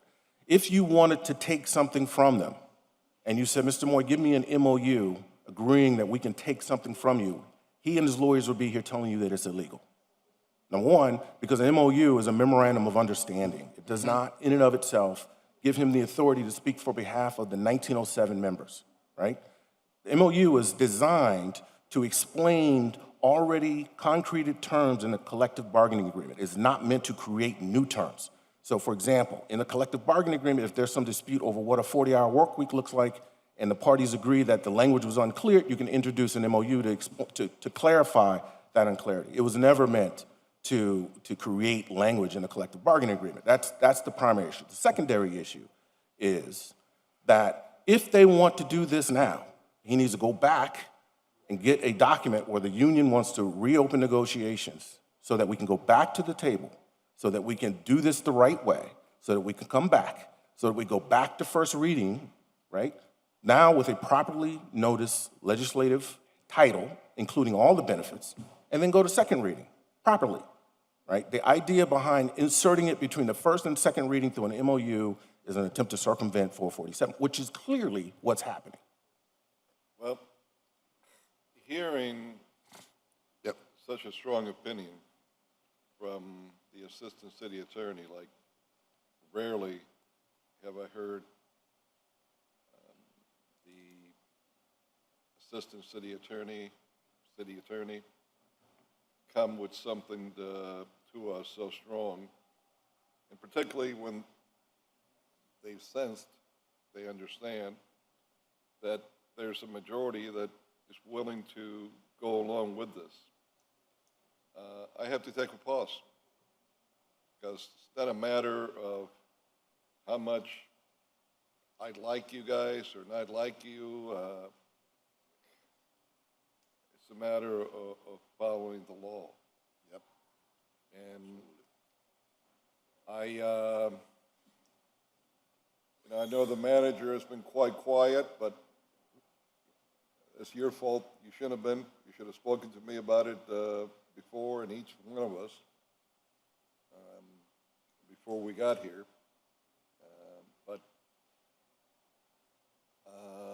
I'd like to defer this item until we get a clear pathway beyond of anything you told us, because the only thing that stands out in my ear is February of 2023. If you think there's any time before that, that something could be done legally, or is 2023 when we begin negotiations again for their contract, is that the time to bring it up? Madam Chair? So, kind of create some clarity here. I was never aware of the amendment per se in terms of the detail. There was a question raised by the commissioner with regards to the language and its legality. I think there was definitely some feedback as it relates to the process. I certainly don't have any objection to entertaining what they're proposing. I don't. But I think it should be done during the proper bargaining process, right? We just finalized the contract with them. Right? Yeah, that's why I'm confused. Yeah, we spent over a year negotiating it, right? We're going to re-enter negotiations early next year. I just think the proper process here is negotiated as part of a new contract, right? And I think we set a very bad precedent, aside from the legal issues, in reopening this item once the contract is finalized. And I think the proper process should always be, right, that we address these future issues or concerns or any interest they have to make modifications, in particular to the pension language. We do that during the proper negotiation process as part of our bargaining sessions. And I just think that's the right way to do it. Did either one of you or anyone from your union bring this up to me and discuss it with me? No, sir. Okay, because I didn't remember that either. It did come up during our nor from the administration. Outside of Commissioner Russell that made the motion, did you bring it up to anybody else that you discussed it with from the commission? No, Commissioner, it came up during our previous negotiations when we were in negotiations, the extension of the drop at that time, but not recently, sir. Okay, so Commissioner Russell was the one that you spoke to. No, I spoke also to Commissioner Christine, Ms. King, and we spoke briefly with Alex. We've been trying to speak with you. It's just been a little bit difficult with the scheduling. Well, my schedule has been difficult the last couple of weeks. I will grant you that. But, you know, sometimes I get very forgetful, and I was just wondering if somehow I forgot that either one of you had mentioned this to me, but I'm glad you cleared it up that it's not the case. Right. And I want to mention it to the record that we're not planning on suing anyone. We simply want to have equality with the membership. Police officers have a similar benefit like this. We brought this up in a negotiation. It just didn't come to fruition for us. We're here on behalf of everybody of the plan. We're not excluding anybody. See, you just said something, Sean, that you said you brought it up during negotiations and it didn't come to fruition. And you just made the case for the assistant city attorney. Now you're coming back without negotiations to try to get it done through us. And you know that many of us here, you know, have a warm liking for you, but those that maybe not as much for you, at least for Mary. And, you know, this have to be done the right way. You know, they have to be done the right way. You probably should have negotiated more to have gotten it through on this last negotiations.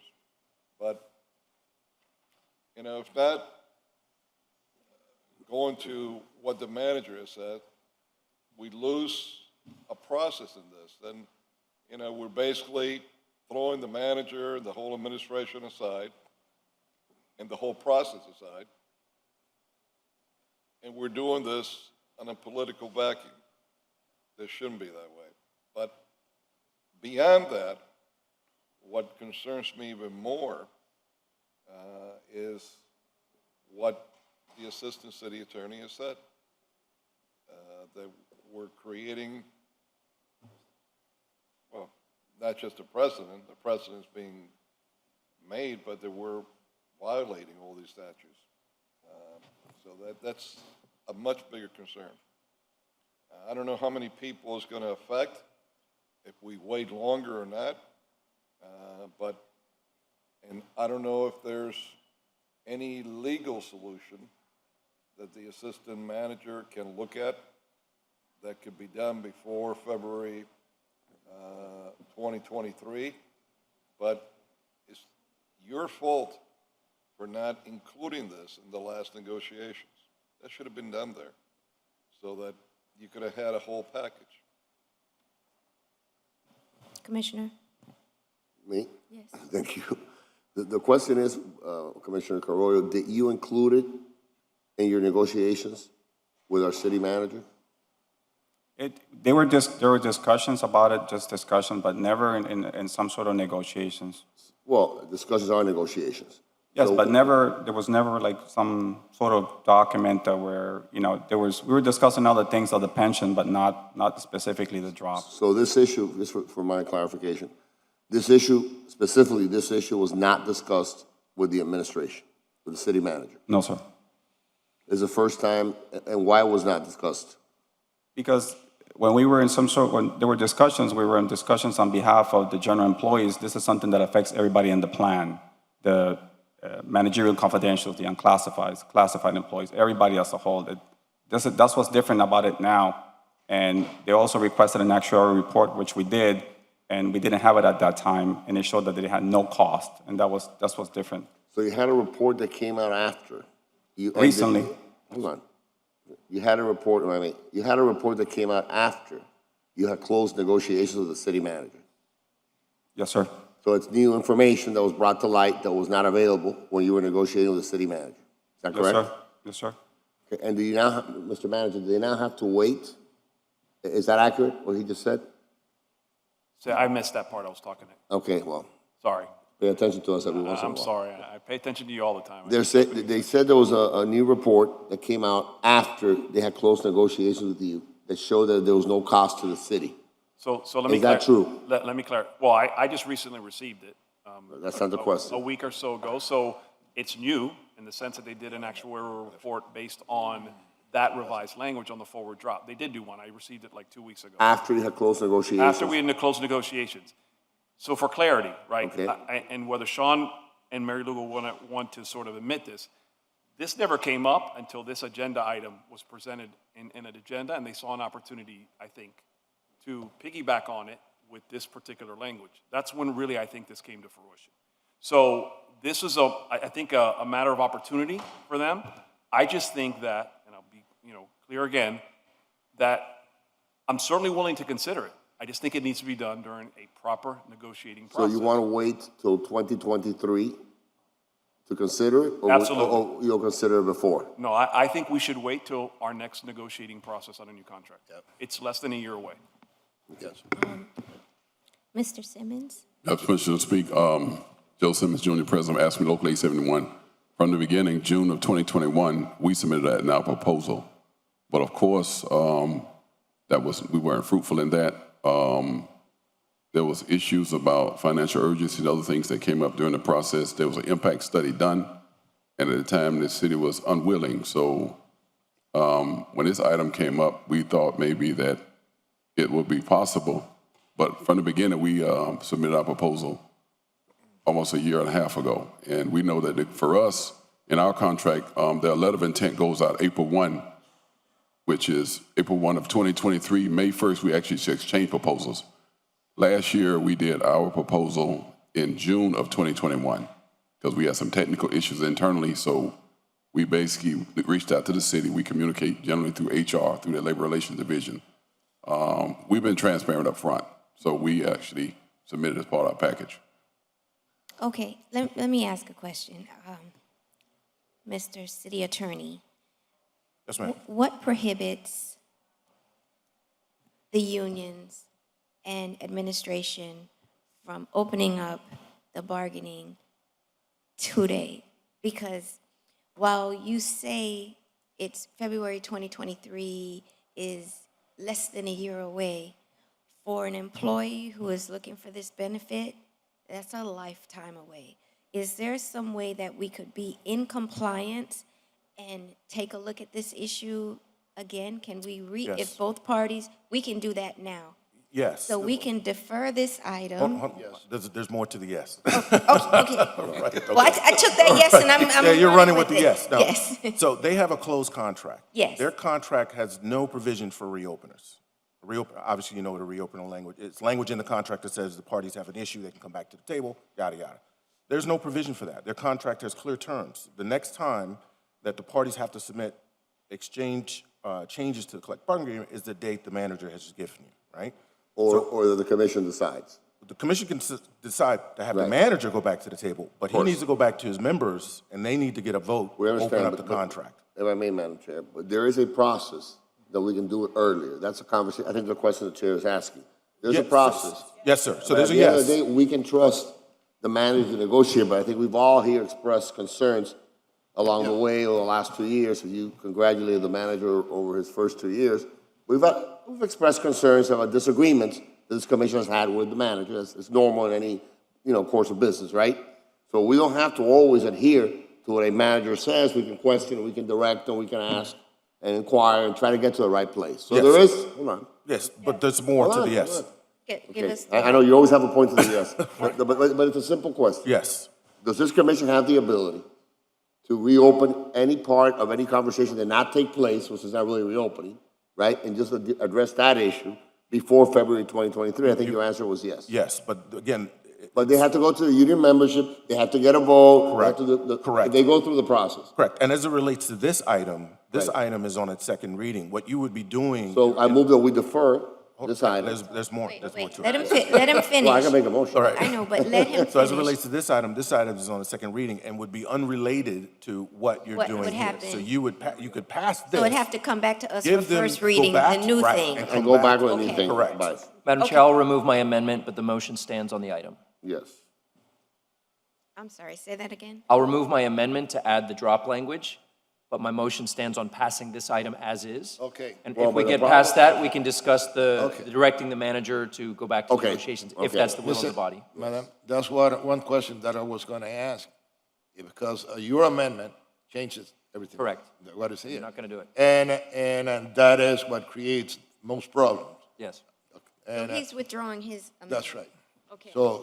Yeah, I think that, I guess that we should, So if I- it is, I if it is, think if it is legal, and you don't have any objections, we should pass this, and then, or vote on this, let's vote on this, and then open the negotiations, Yeah, but if it's possible. If I can, I want to be crystal clear in this. If we vote upon this today, we're not violating any of the laws that you cited before, Not without the amendments. okay? The amendments withdrawn. Okay. And they would have then to go to their membership and get an approval for them to be able to open up, And go back to bargaining early. okay? Before, but then, to Before- follow up to Commissioner Carollo's concern, then can we direct the administration to have the conversation? Do they have to go to the membership before, or do they simply have negotiations? And then, once something is solved or negotiated, they go to their membership? Well, the timing, I don't get heartburn by the timing, so long as before we add something to the collective bargaining agreement, we have the recognition that the collective bargaining agreement is open to be negotiated. That's the heartburn. It's closed now. It's a closed contract. If I think we all agree with that. Yeah, I don't think have we all heartburn agree about with that. Yeah, But heartburn I about think the what we don't agree is that we have to wait till 2023, as the manager said, for them to address that particular issue that they're addressing today through their amendments. But you can direct them to go back to bargaining early. So I would like to direct the manager to go back and Let's get to about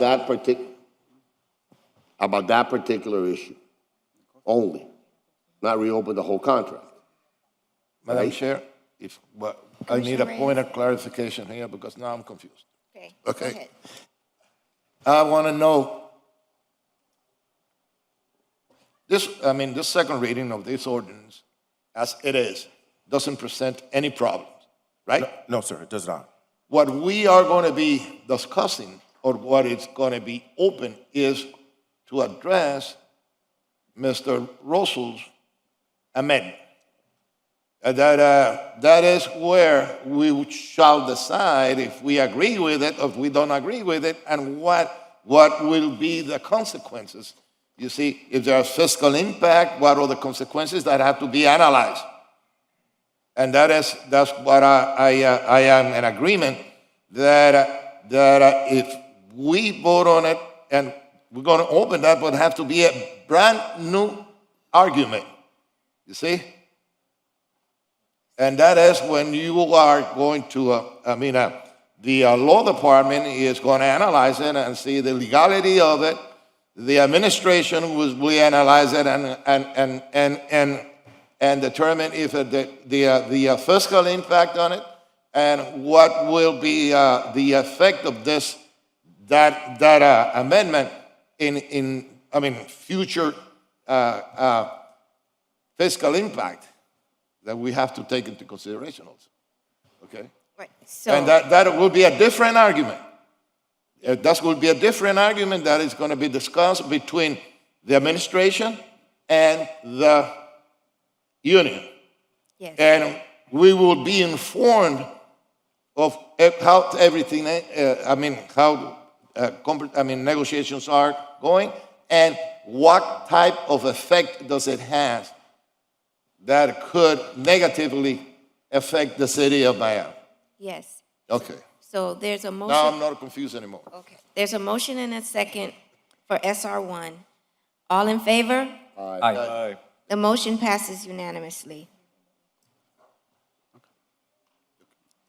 Do we want to take up SR2 now, or do we want to break? Commissioner Diaz-Salapatia may have wanted to make the direction to the manager on what he discussed, or do you not want to do that now? The manager heard. The manager heard. I think he understands. We're not waiting till, if he doesn't, we'll take a vote on it. Oh, I thought we need a resolution. Well, no, we gave direction. Do you understand? You need to give me some formal direction. So they give you direction. Because obviously, I'm going to do the will of the commission. I Right. don't agree with it. I think you're setting a precedent that's going to flow through every union contract we have. I don't agree with that. I don't agree with that. We can agree to disagree. I'm just telling you, from my perspective, having lived through this process I the last agree 2 with years. Commissioner Carroll and Commissioner Reyes that reopening the whole thing and Mr. Jones' argument, I agree with them 100%. But for you to have a conversation with them about that particular amendment that Commissioner Russell proposed is something that I would like for you to do. I don't know what the will of this commission is, but that's what I would like to happen. I would like direction on that. So, okay, so we're going to give you direction. So you know what the direction is? Commissioner Russell has seconded. All in favor? Aye. Aye. Aye. Is that clear now? I'm not sure it is clear. It's unanimous. It's unanimous. But I'm not sure it is clear what you were directing. Come on. Clarify it, man. Commissioner, being an interpreter. It's 5-0. There are all these how rules clear can it regarding be? how you reopen a contract. We're I following don't- Kevin's recommendation. Yeah, I mean, give me some, make it clear. I just, Right, I don't so want it to be. I will, It already try to- passed. You right, clarify with so- him later. Right, basically, that to reopen the contract pursuant to, for this issue pursuant to the, all applicable laws. So they will Correct. go back to their, For this particular issue only, Yes. and nothing else. for the 7-year drop. Okay. I'm impressed, Madam City Attorney, You can translate. how the manager, everybody wants your guidance and for you to lead them. Yes. Impressed. Thanks. So is it the will of the body that we continue? I'd like to break if we could, Madam Chair. I have a hard Let's stop take a right break. Everybody? Okay, what time is it? I don't, Ms. King? I don't mind. 12:11. We would like to say something No, about, no. No, We're done with quit, that. quit while you're ahead. Right. Yeah. Just quit where you're That's headed. a good advice. We'll return Trust me. at 2 o'clock, 2:30? 2:30. 2:30. I have, Madam Chair, I do have some sushi in my office. If anybody wants to come eat sushi. Available. Yes. The meeting is now I in know you don't recess. like it, We'll but- return at 2:30. Thank you.